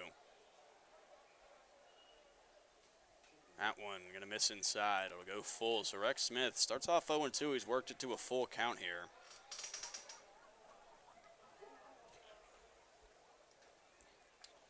Something I've noticed with DeMartin's delivery is he comes from a little lower. Not quite a submarine, but not exactly over the shoulder. That one lined foul at the dugout again. Wow. Everybody appears to once again be okay, thankfully. Everyone got down. His bench giving him a little bit of a chirp. That is the 3rd ball we've seen fly at the dugout so far. You never want to see it, and we've seen it 3 times. That one going to miss by a good bit, and great at-bat there from Rex Smith with 2 gone. He'll take first base. Catcher from Eckerd College, Now you're seeing his dugout clap for him as he walked after he almost took someone's head off in the dugout. Correct with this delivery from DeMartin. It is from a sidearm slot. Definitely a different look. And definitely probably part of the reason that those 2 hard hit balls were foul, as that ball just kind of curves in a little more coming from that angle. That one swung on and missed. It's the first pitch to Ryan Gargett, who you mentioned earlier, has that pink middle of the bat. Something I'm noticing with the cannons on the base paths is before they're stealing, they're kind of like giving a couple jumps and looks like they're trying to test out, see what the catcher's thinking. Both Kono and Sakumi both kind of jumped a couple times before they took off, like they were kind of thinking about it.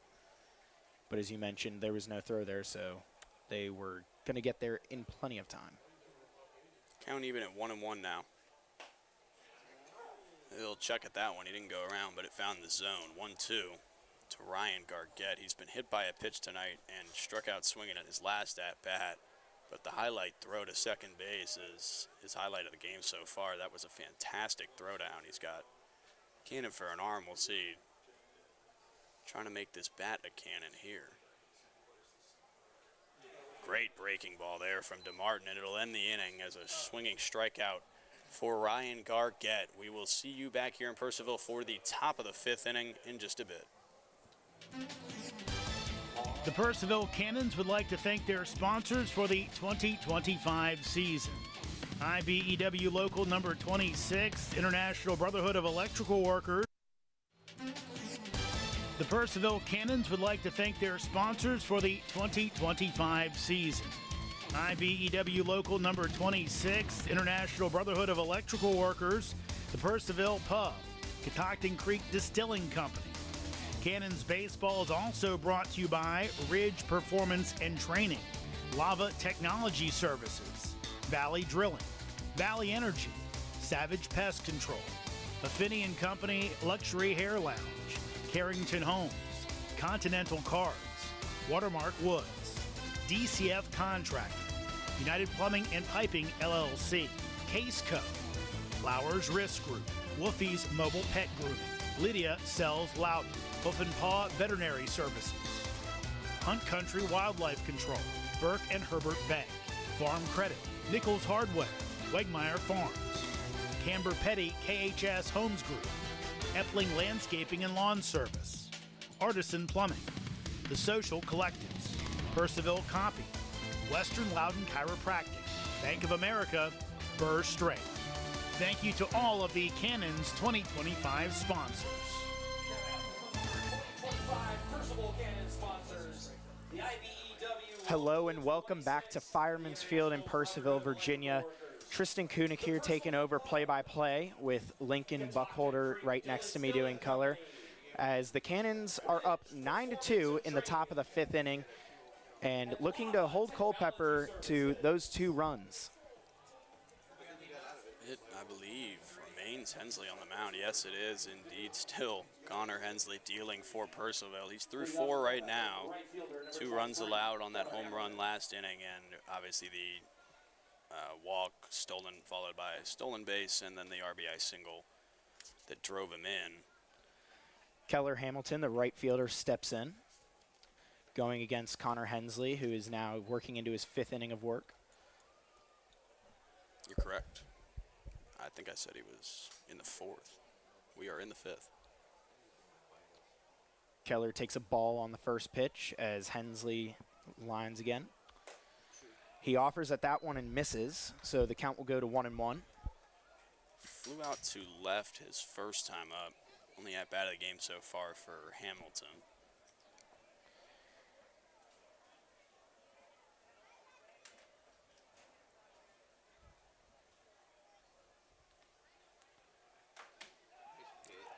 Ooh, catches the inside part of the plate. 1-2 pitch, really good pitch there. I thought just looking at it from the booth here that it was a ball. As Keller kind of turned in with the pitch, trying not to get hit. Hooked in at the last second. That's what you want that breaking ball to do.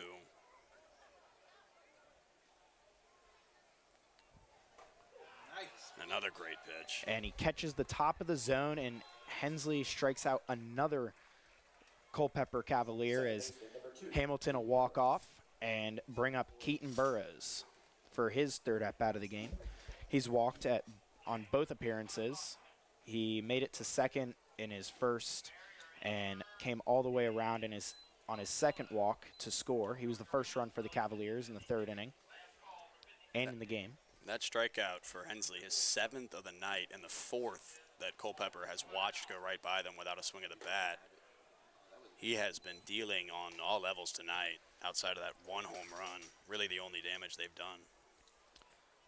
Hensley will deliver a ball on his first pitch, and Burrows will step back in.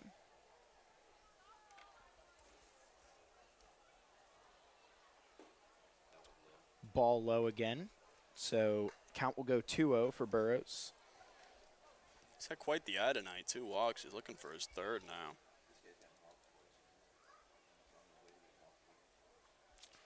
Hensley stares in, comes set and delivers. Another ball for Burrows. So count will go 3-0. And as you were mentioning earlier, I wonder if we see Burrows take the bat off his shoulder here as they're down 7 again here in the 5th inning. If he gets the green light or 3-0. It won't matter as the pitch misses outside, and Burrows will take his third walk of the game. Still technically has not had an at-bat. Last call, the jackpot is over $400. 3 at-bats, and he's been walked all 3 times. And granted, Hensley's only walked 4 batters, and Keaton Burrows has been 3 of them. So that'll bring up Donovan Mitchell again. He struck out looking in the first inning, and he popped out to first in the second, right on the outside part of the foul line in foul territory. Hensley will deliver at the bottom of the zone for a strike for Mitchell. They're going to need Mitchell to get going here. Obviously, as you mentioned, he's 0 for 2 today, but they're in desperate need of some offensive assistance. The score's sitting at 9-2. Hensley checks on Burrows as he stole a base in the third inning. Burrows definitely has done some damage on these base paths. He's obviously walked himself to first base 3 times. Mitchell takes a healthy swing at that and misses, so the count will go 0-2 for Donovan Mitchell as Hensley looks for his 8th strikeout of the night.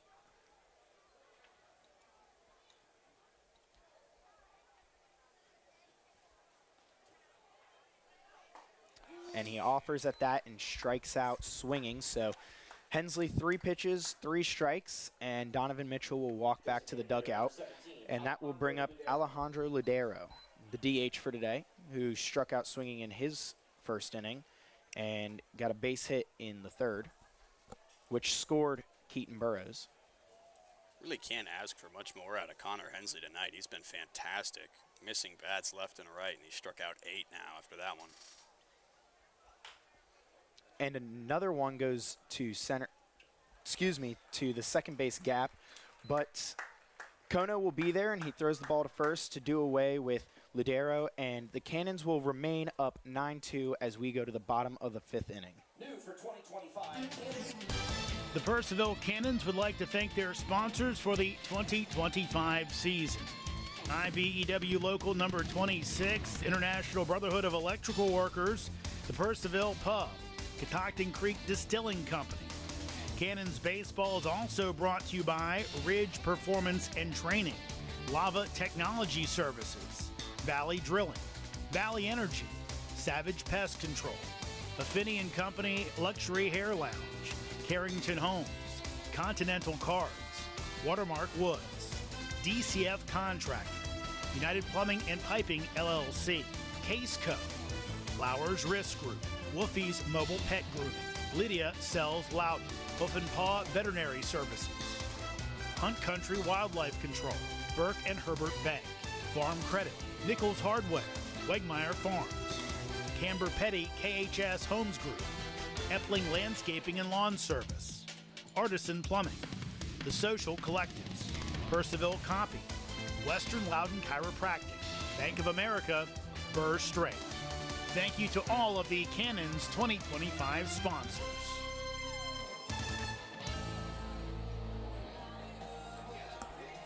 So we are back here in Purcellville with Chase Herndon coming up for the Cannons with a 9-2 lead in the bottom of the 5th inning as the Cavaliers look to try to limit the bleeding that has been happening today after a hurtful 5-run first inning, and Cannons have just been piling on top since then. Remains Ryan DeMartin on the mound.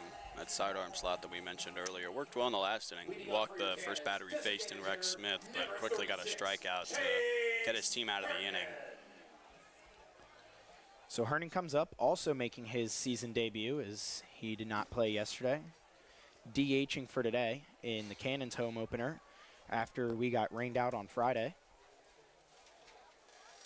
Herndon stands in and ball in. Count goes 1-0. That rainout, for those wondering, rescheduled to June 9th here at Fireman's Field.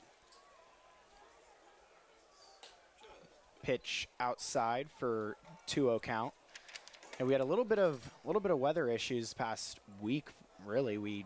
It was raining from what, Tuesday to Friday? Felt like all week. Stepped outside at any point of the day and you'd be liable to get poured on. Ball low and outside, 3-0 count. Yeah, so a exhibition game against it was not the Generals. They had a out of conference. Excuse me. DeMartin puts in a strike to make the count 3-1. Like an out of conference exhibition game that got rained out on Wednesday. Then It's against Gaithersburg. Gaithersburg, and then Friday's home opener got rescheduled, like you said, to June 9th, and Herndon will walk. And so now we are here tonight on a season opener on June 1st. A little late, but we're getting underway finally. Playing some baseball, and some great baseball at that. Obviously, Cannon's on top right now, 9-2. And giving their fans something to cheer about early. And Tyler Rowling will watch the first ball go by. Little low. This counts 1-0 to Rowling.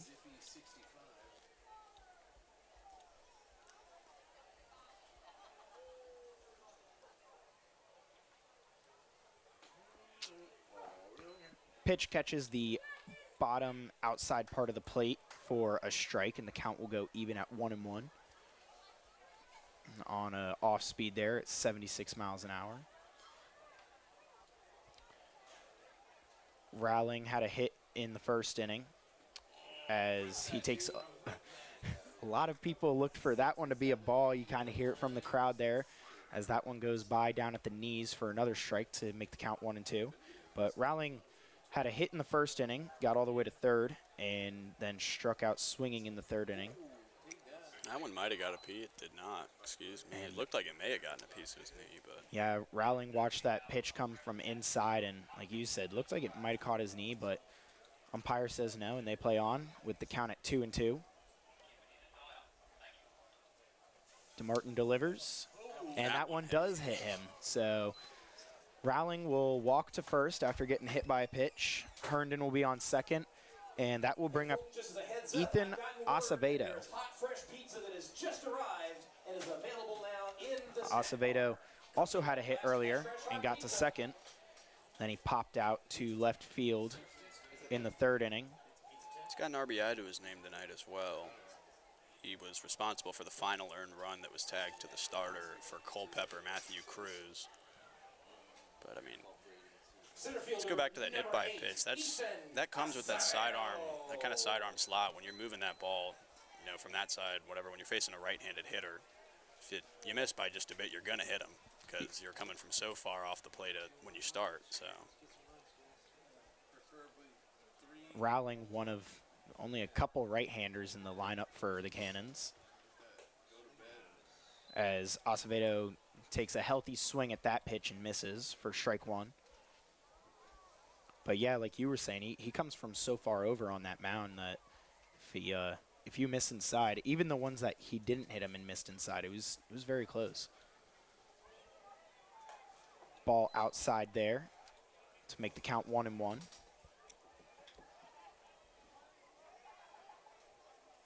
Martin trying to limit the damage here. He's put 2 runners on base himself here.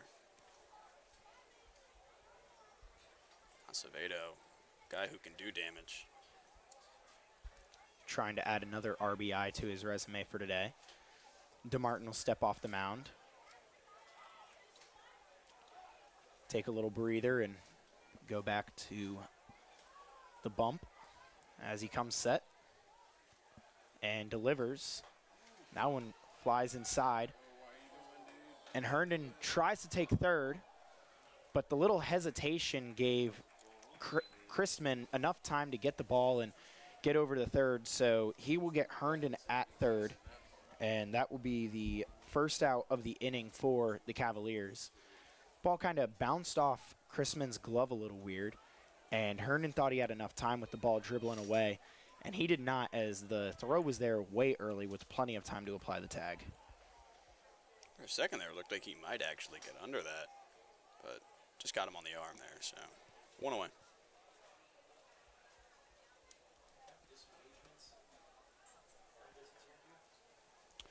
So Rowling now the only one left on the base pads at first after being hit by that pitch. He's got some speed. Nobody in front of him. He could go quite a ways on a hit here. I think they gave a ball to Acevedo there because now the count is 3-1. It was 1-1 like you said, and then I looked up and there was a second one there. So count is now 3-1 for Acevedo.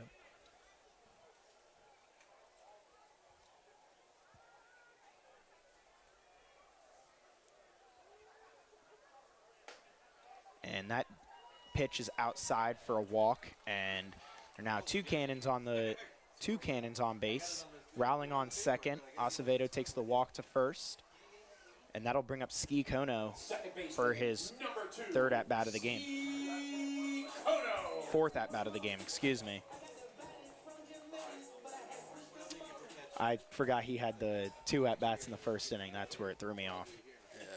This is Quite a first inning that was. Ski here, he had a single and scored in the first inning, and then in his second at-bat in the first inning, he grounded out to the pitcher as he takes a ball 1. Then in the fourth inning, he also had another single and a stolen base to get to third where he scored. That was that beautiful bunt that he laid down on the left side. Another ball outside for a 2-0 count for Kono.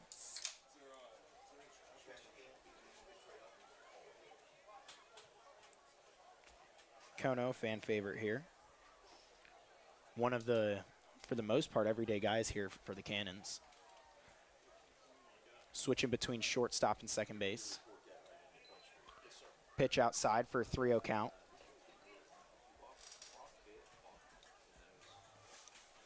We mentioned Kono's on-base skills earlier.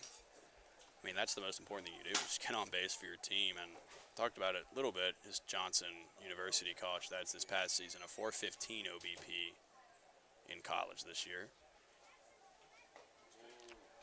Ball catches the outside part of the plate for a strike. It's 3-1 to Kono. Hitters count for him. Walked 20 times for the Cannons last summer.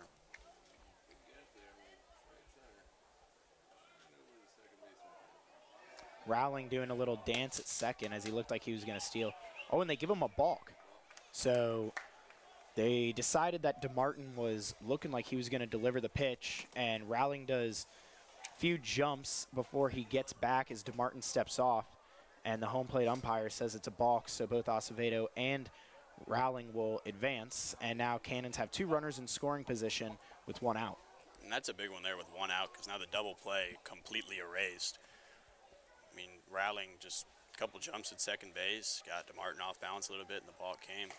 And Kono will draw another walk.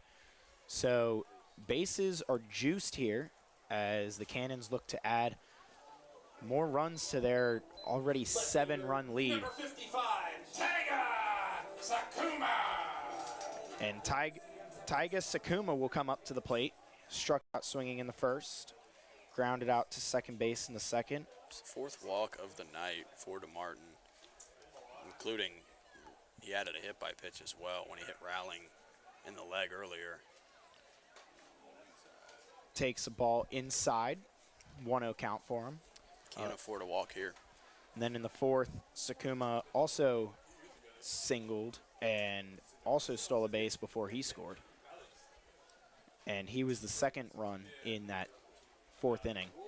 And just gets out of the way as that one as DeMartin delivers way inside for ball 2. Sakuma also rocking a pink bat here. DeMartin gonna walk around the mound a little bit. He's all out of free passes here with the bases loaded. A walk here would score Purcellville's 10th run of the game.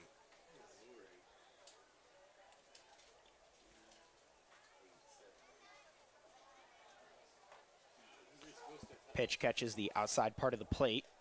Count goes to 2-1. Sakuma able to do some damage, and I mean, a well-hit single here could score all 3 runners. Because there's a lot of speed on the base paths right now as he takes ball 3 there for a 3-1 count. A lot of speed on the base paths right now. Is indeed. Rowling, we saw him go from first to third on base hit earlier this game. Acevedo, obviously, in center field. He's got all sorts of speed, and Kono's got 2 steals tonight, or 1, excuse me. takes strike 2. Count runs full. Yeah, Kono is definitely the guy you want on first there if you want to try to get someone all the way around on one hit. I mentioned it earlier, he stole 16 bases last summer for Purcellville. Caught just 4 times. And the payoff pitch is outside, so DeMartin will walk a run home, and the bases remain loaded with Anthony Fernandez coming to the plate, who absolutely blasted one into right field earlier. First RBI of the game for Taiga Sakuma. And Brandon Mack, the Cavaliers manager, will come out and take a visit with DeMartin. Be interested to see if he goes to the bullpen here. DeMartin, he will go to the bullpen here. Yep. So we'll tell you about that new starter.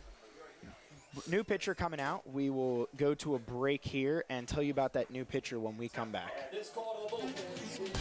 The Purcellville Cannons would like to thank their sponsors for the 2025 season. IBEW Local Number 26, International Brotherhood of Electrical Workers, the Purcellville Pub, Catoctin Creek Distilling Company. Cannons Baseball is also brought to you by Ridge Performance and Training, Lava Technology Services, Valley Drilling, Valley Energy, Savage Pest Control, Affinity & Company Luxury Hair Lounge, Carrington Homes, Continental Cards, Watermark Woods, DCF Contracting, United Plumbing and Piping LLC, Case Co, Flowers Risk Group, Wolfie's Mobile Pet Grooming, Lydia Sells Loudon, Hoof and Paw Veterinary Services, Hunt Country Wildlife Control, Burke and Herbert Bank, Farm Credit, Nichols Hardware, Wegmeyer Farms, Camber Petty KHS Homes Group, Epling Landscaping and Lawn Service, Artisan Plumbing, The Social Collectives, Purcellville Copy, Western Loudon Chiropractic, Bank of America, Burr Strait. Thank you to all of the Cannons 2025 sponsors. So we are back here in Purcellville as Culperper has a new pitcher on the mound. Looks like number 31, Carter Barth, 6 foot 170 out of Brown University from Atlanta, Georgia. Another young guy, sophomore. See what he can do here. He's got certainly got some traffic to work with the bases loaded. Gonna run already in. Just 1 out. He's an engineering and physics major at Brown. I mean, yeah, that's going to Brown alone shows the smarts. Yeah, Ivy League guy here.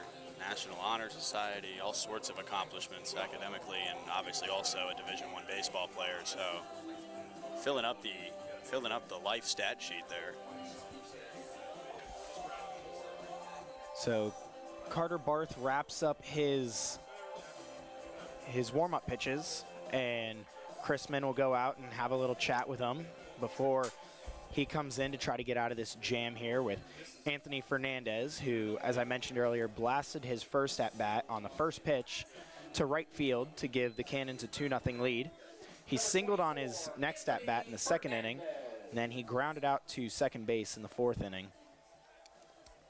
But he comes back up trying to add more runs to the lead for the Cannons. So they're up 10-2 now. It's another righty. And after a little bit of research, with the first pitch being delivered outside for a 1-0 count, after a little bit of research, mercy rule is only put in if one team is up by 10 after 7 innings. I believe it has to be agreed to before the game. I believe. But I'm not sure if it was. We do not have that information. We do not. Regardless, only an 8-run lead at this point. I say only, but that's quite the number. 10-2 in favor of the Cannons.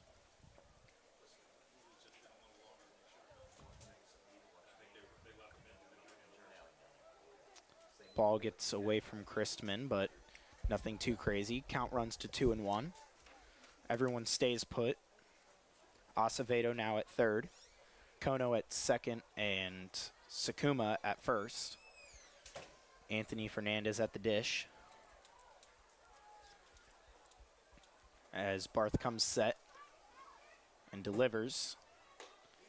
And Fernandez swings and misses. Count goes to 2-2. You've mentioned the hot bat that Fernandez has been swinging. His previous at-bat where he grounded out to second base was the first time that anybody's gotten him out all year so far through the first 2 games. Batting 1,000 at that point and has a homer tonight. And he grounds that one to first. They look to turn 2, but they miss it. So Cannons will get 2 more runs out of this as Fernandez grounded it to first, and the first baseman elected to throw it to second before tagging. So Fernandez was safe at first, and the ball gets away from Burrows at second and goes into left field. And Acevedo scored from third, and then Kono, after being at third, watched the ball go by and also came home. So Cannons are now up 12-2 in the bottom of the 5th. Umps are calling time, and it looks like they're discussing if Turner stepped on first. It didn't look like he did. And that was a quick meeting, as they said it's all good.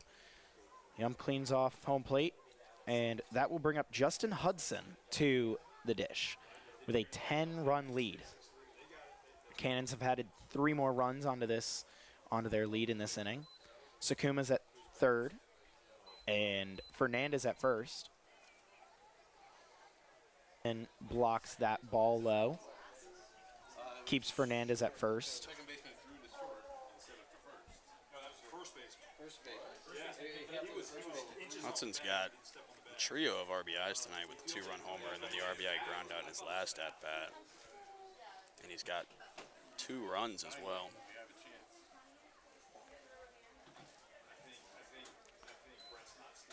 Count goes 2-0, another ball low.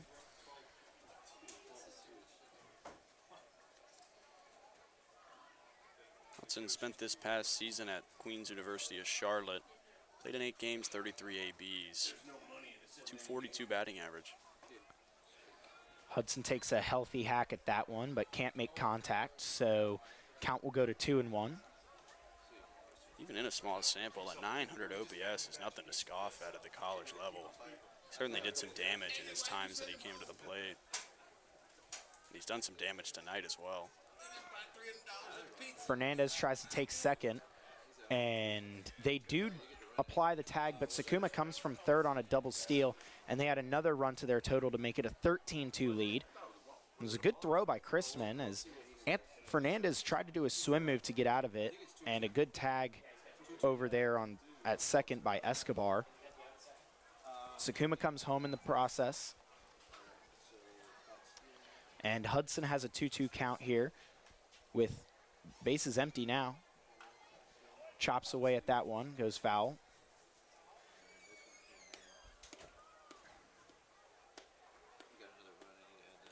It's the 4th run of the inning to come to the plate for Purcellville. And some more damage, and they're up by 11 as it stands, out hitting Culperper 9-2. And it does not look like swing and a miss there by Hudson to end the 5th inning. So Cannons put up 4 runs to make the score 13-2 over the Cavaliers. And we will be going to the top of the 6th here at Fireman's Field, where Lincoln will be taking play-by-play back over. The Purcellville Cannons would like to thank their sponsors for the 2025 season.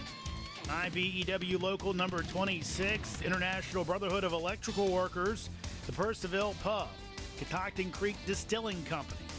Cannons Baseball is also brought to you by Ridge Performance and Training, Lava Technology Services, Valley Drilling, Valley Energy, Savage Pest Control, Affinity & Company Luxury Hair Lounge, Carrington Homes, Continental Cards, Watermark Woods, DCF Contracting, United Plumbing and Piping LLC, Case Co, Flowers Risk Group, Wolfie's Mobile Pet Grooming, Lydia Sells Loudon, Hoof and Paw Veterinary Services, Hunt Country Wildlife Control, Burke and Herbert Bank, Farm Credit, Nichols Hardware, Wegmeyer Farms, Camber Petty KHS Homes Group, Epling Landscaping and Lawn Service, Artisan Plumbing, The Social Collectives, Purcellville Copy, Western Loudon Chiropractic, Bank of America, Burr Strength. Thank you to all of the Cannons 2025 sponsors. Welcome you back to Purcellville. It's Lincoln Burkholder back here on Play-by-Play. Joined once again by my partner here, Tristan Kunak, on color. It's 13-2 now. Purcellville up by 11 after a 4-run fifth inning. Top of the sixth, and it's a new pitcher on the mound for the Cannons. Gonna get a glimpse of his number here. 22. Number 22. Also a new first baseman for the Cannons. Aiden Adams, the lefty out of Montreat College.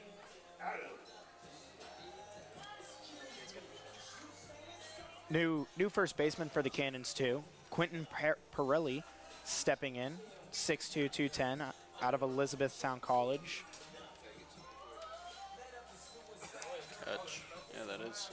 New Wearing first baseman. Wearing number 19.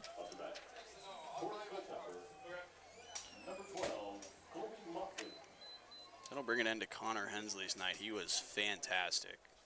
Through 5 innings of 2-run ball, 8 strikeouts to his name.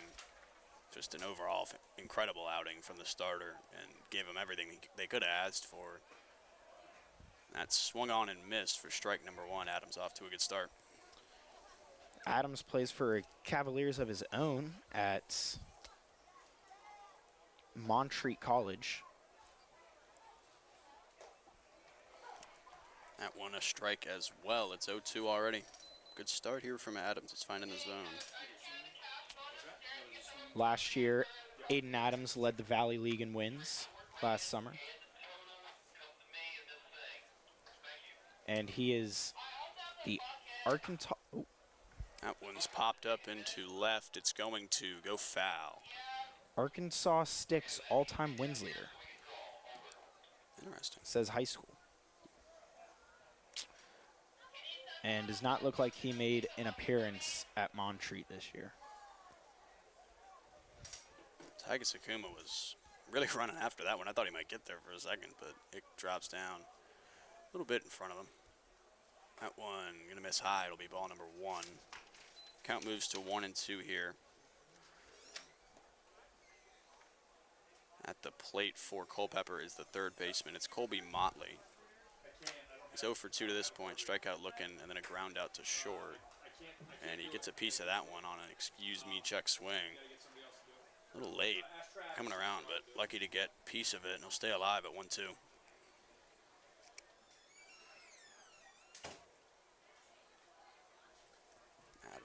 Adams looking to sit down his first batter. That one will miss just outside, ball 2.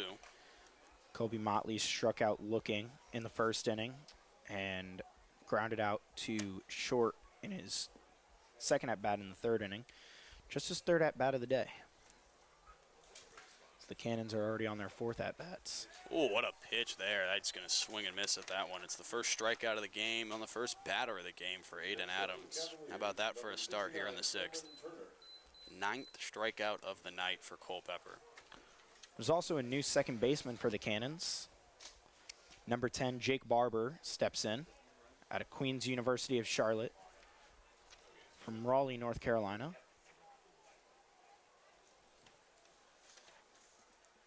Jake Barber played at second last night.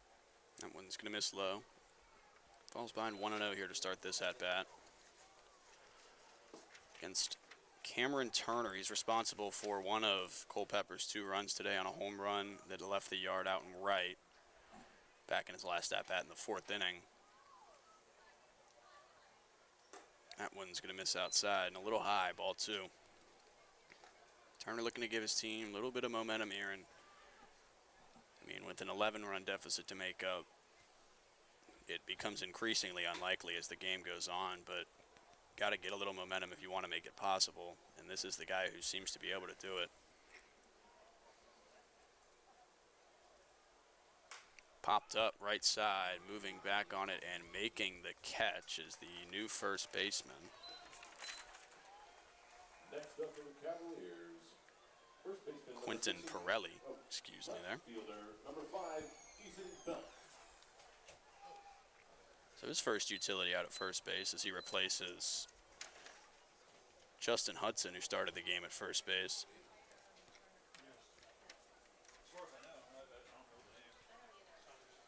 So 2 gone now for Adams here. That one gonna miss the zone, ball number 1. Now standing in for Culperper, it's Ethan Belk, the left fielder. He walked in his first at-bat, was hit in his second at-bat. Got caught stealing in his after getting on base after getting hit. That one line foul behind the plate. 1-1. Starting to feel that cool air come through the windows up here as the sun's gone down now. Certainly a chilly night out here for some summer baseball.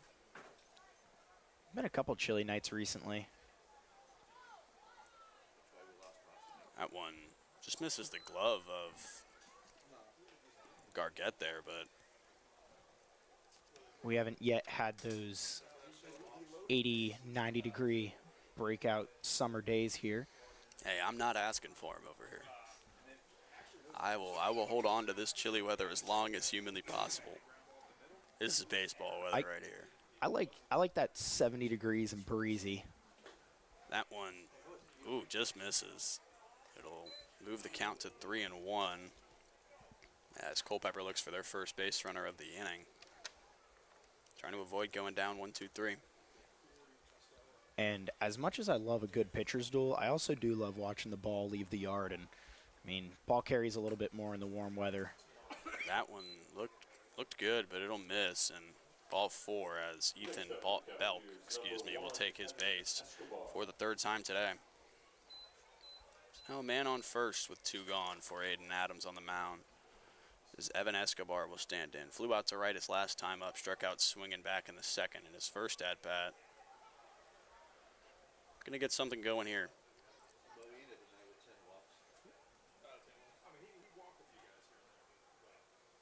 Swung on and missed for strike number 1. That was a great pitch on the inside half.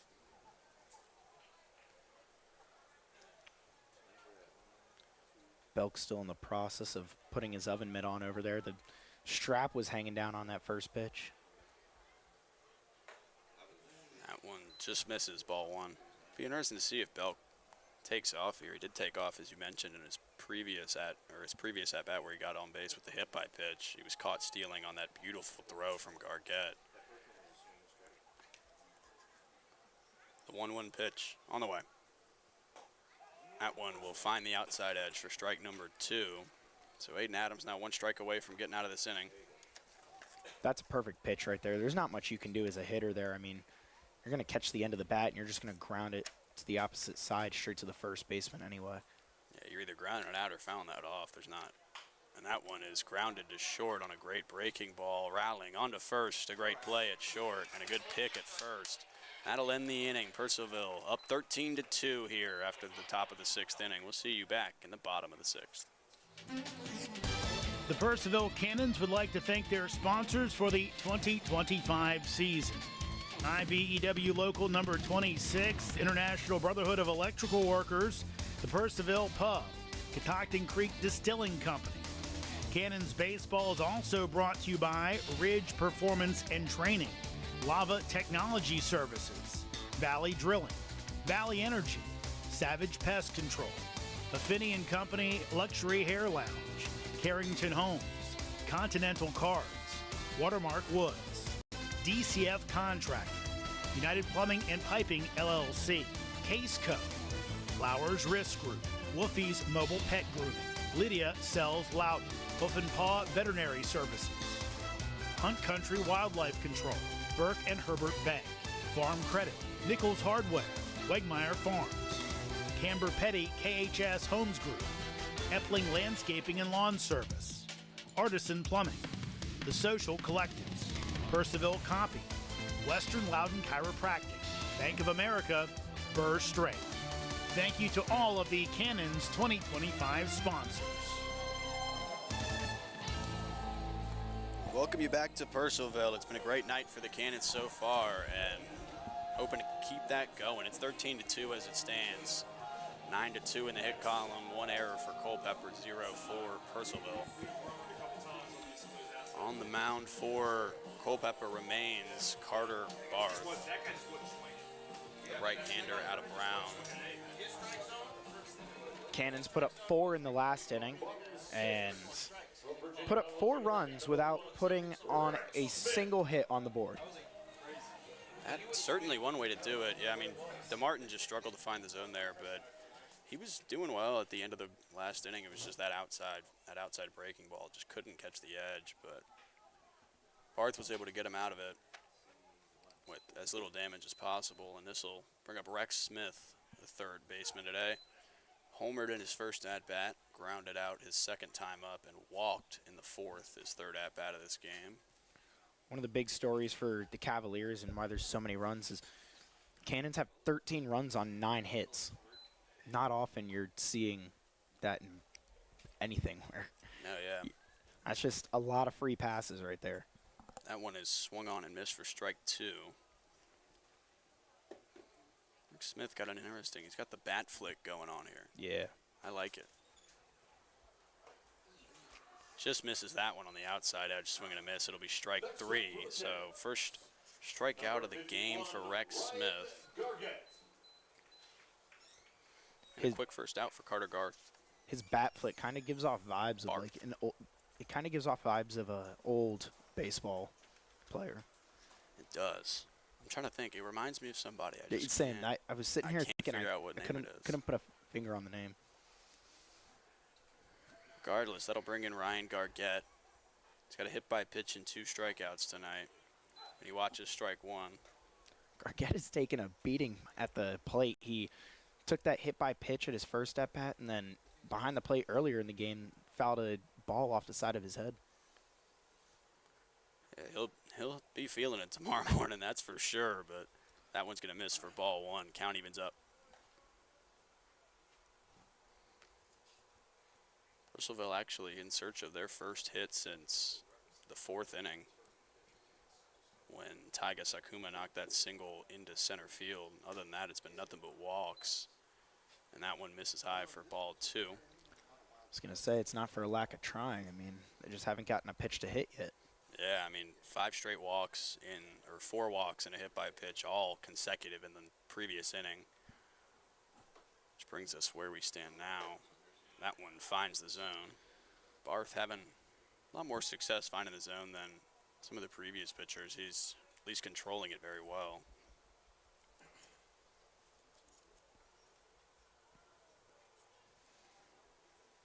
See if Gargett can get one going here. Gargett's got the one glove on one hand. I've never seen that. That is interesting. That one's going to miss high. He almost just caught another one to the head. 3-2 is the count now. It's all full. I wonder what the thought is behind that. I wonder. So I know the gloves take away the vibrations after a hit or something like that, but that one swung on and missed from Gargett. It's the second strikeout of the inning for Carter Barth. He's getting going here. That's his 3rd consecutive strikeout. Going back to the bottom of the 5th inning. That'll bring to the plate Chase Herndon, the designated hitter. Struck out in his first at-bat. He's got a ground out to short and a walk since. That one finds the zone for strike 1. He also got caught stealing in the last inning. After that little hesitation at second. Correct, yeah. Barth controlling it well. He's finding the zone. That one lined into left center. And it'll be over the head of the shortstop for a base hit. So Cannons get back in the hit column. It's their 10th of the game. 2 double-digit numbers on the scoreboard. Always something you love to see. As Herndon will stand on first with 2 away. That was a good hit there. It looked, the way Escobar was eyeing it up, it looked like he was going to give it a chance to try to jump and make a play, and just floated over his head. Nothing anyone can do there. Nice hit there. Brings to the plate Tyler Rowling. He's got a single strikeout and a hit by pitch today. He takes strike 1 here, 0-1. Pinch runner coming in. 27 is the runner at first. Got a pinch runner coming into the game. It's number 27. That will be Devin McEachran. Or McEachran, excuse me.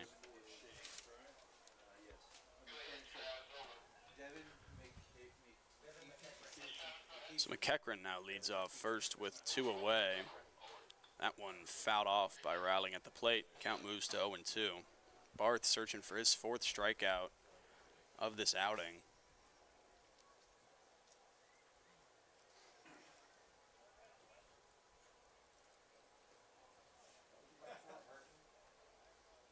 After he entered following the RBI walk that was the 5th in a row to reach on a free pass for Purcellville. Since then, he's allowed only a run on that error from the first baseman, and then he struck out 3 and given up that base hit to Herndon. So great outing so far from Barth, all things considered. This one on the way. Line to short by Rowling. It'll be good throw on to first, and that'll bring an end to the 6th inning here at Fireman's Field. Purcellville 13, Culperper 2. We will see you back in the 7th. The Purcellville Cannons would like to thank their sponsors for the 2025 season. IBEW Local number 26, International Brotherhood of Electrical Workers, the Purcellville Pub, Catoctin Creek Distilling Company. Cannons Baseball is also brought to you by Ridge Performance and Training, Lava Technology Services, Valley Drilling, Valley Energy, Savage Pest Control, Affinity & Company Luxury Hair Lounge, Carrington Homes, Continental Cards, Watermark Woods, DCF Contracting, United Plumbing and Piping LLC, Case Co, Flowers Risk Group, Wolfie's Mobile Pet Grooming, Lydia Sells Loudon, Hoof and Paw Veterinary Services, Hunt Country Wildlife Control, Burke and Herbert Bank, Farm Credit, Nichols Hardware, Wegmeyer Farms, Camber Petty KHS Homes Group, Epling Landscaping and Lawn Service, Artisan Plumbing, The Social Collectives, Purcellville Copy, Western Loudon Chiropractic, Bank of America, Burr Strait. Thank you to all of the Cannons 2025 sponsors. Welcome you back into Purcellville here in the 7th inning. We're through 2/3 of this one, but it's not looking like we're going to need all 3/3 right now. Purcellville leading by 11. It's 13-2 as it stands. Aiden, no new pitcher on the mound for Purcellville, excuse me. It'll be number 69. That is Will Ricketts, the lefty, 5'10", 205 out of Bluefield State College. Harpers Ferry, West Virginia is the hometown. Just a little skip over a river there. Yeah, just a little, not too far away. He's got a cool arm angle here. You got sidearm look, but it's closer to the submarine than the last sidearm look we saw. Coming from the left side, this could be real tough to hit. Obviously, anyone watching this game knows Will Ricketts, nicknamed Poopy. Team captain, he's the guy. So, on the mound here in this 13-2 lead. I'd see what he can get done. I forget, I was told last year how he got the nickname. I forget what it was, but And if you're still hungry, the snack it's shack a nickname for sure. on hot dogs and hamburgers. Get He them was all the day first long. guy Buy that one, they get made one. sure to introduce me to when I got here. He's certainly Purcellville Cannon's legend.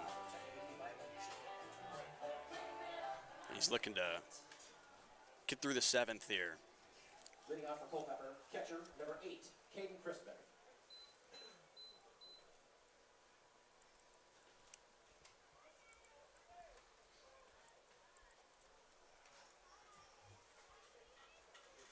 First pitch from Ricketts on the way. That one gonna miss just outside, ball 1. Waden Adams comes in. It's a 1 inning in relief. And it was a clean one. 1 strikeout, fly out, a walk, and then I believe, I must have missed it on my scorecard, but I believe it was a fly out. That one gonna miss as well, 2-0. It was a ground out to Rowling. Correct. So that means Caden Christman stands in, the 8-hitter, and wearing number 8 for Culperper. That one misses a little more outside, unfortunately. It'll be 3-0. Looked like it just kind of slipped out there.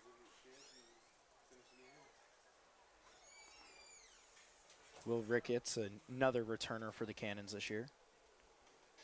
Crispin ahead 3-0.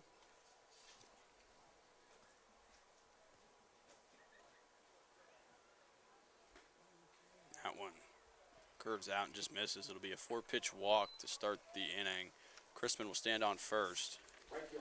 I wonder if his nickname carries to school or if it's just a Purcellville thing. I am not sure. Great nickname, though. It's one of those nicknames, like, you just got to hear the story behind it. I wish I knew what it was. I wish I remembered. I was told, but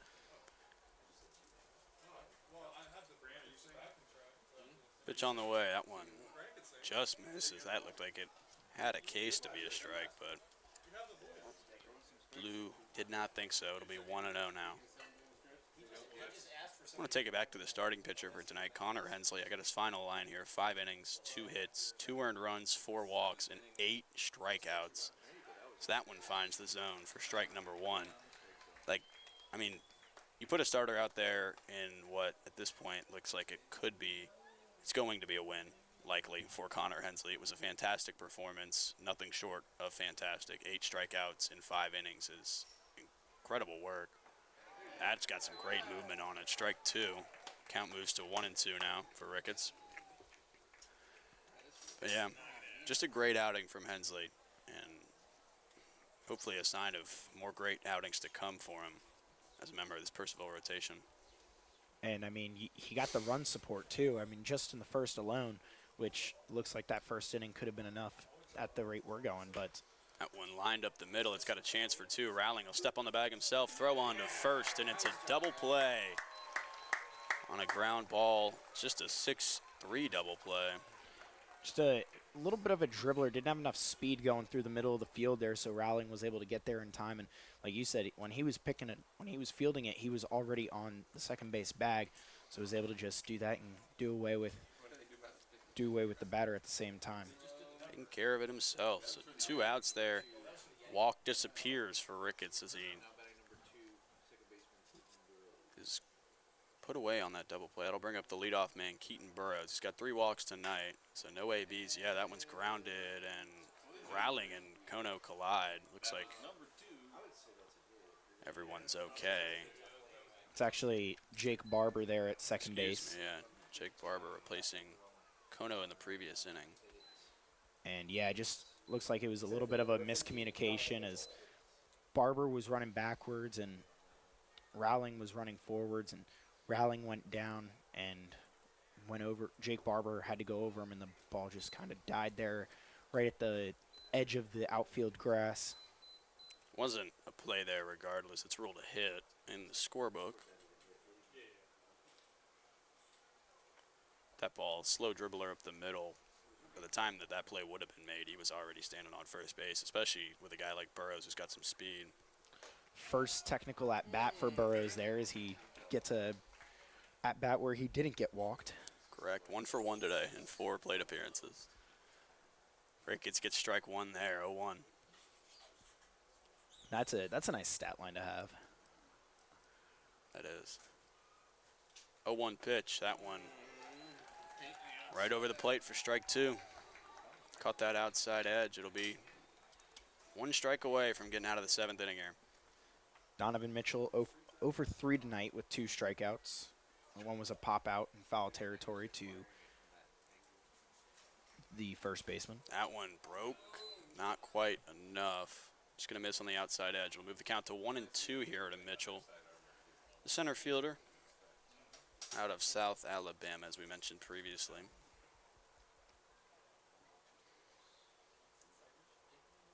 '20th ranked player in the state of Tennessee coming out of high school just a couple of years ago. He just finished up his freshman year over there at South Alabama. 1-2 pitch on the way.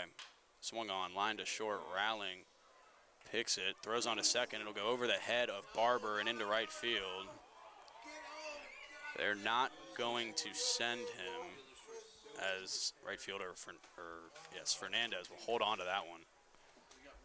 That was just a little bit of an escape of the mind there by Rowling as he got it, and he lost it as he was fielding it.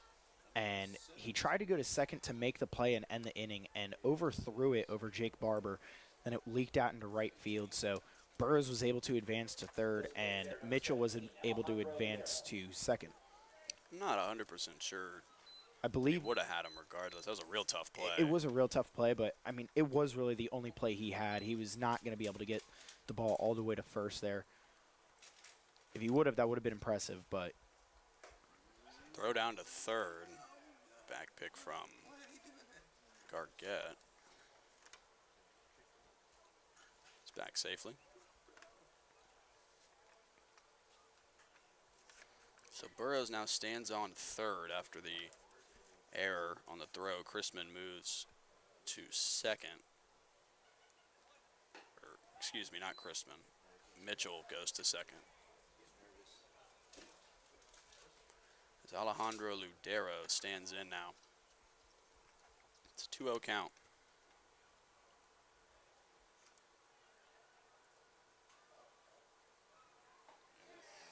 That one in there for strike one. Move it to 2-1. Ladero struck out in the first inning. Single in the third and a ground out to second in his last at bat in the fifth. Looking to knock in a run or two here. Ricketts trying to stop that from happening. That one's on the way, lined into left. It's looking like it's going to go foul, and it does. Little early on that one. Ricketts able to get away with one there. That one was almost tattooed. If that one caught the inside of the foul line, both Mitchell and Burrows are scoring.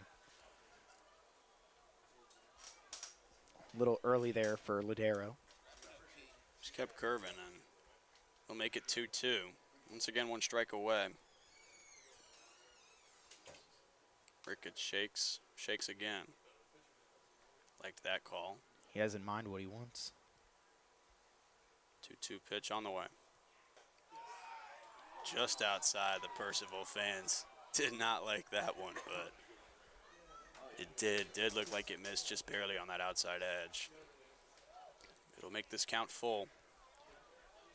Yeah. 3-2, 2 out, 2 men on, top of the 7th inning. Uproar from the fans, and Ricketts was looking down at the plate, smiling after that one. That one swung on and missed, and Ricketts gets out of the 7th with no runs allowed, and this game is over on that note. Purcellville, final score, 13-2. They out-hit Culperper 11-3. One error apiece, and the winning pitcher tonight, the starter, Connor Hensley. We thank you all for joining us tonight.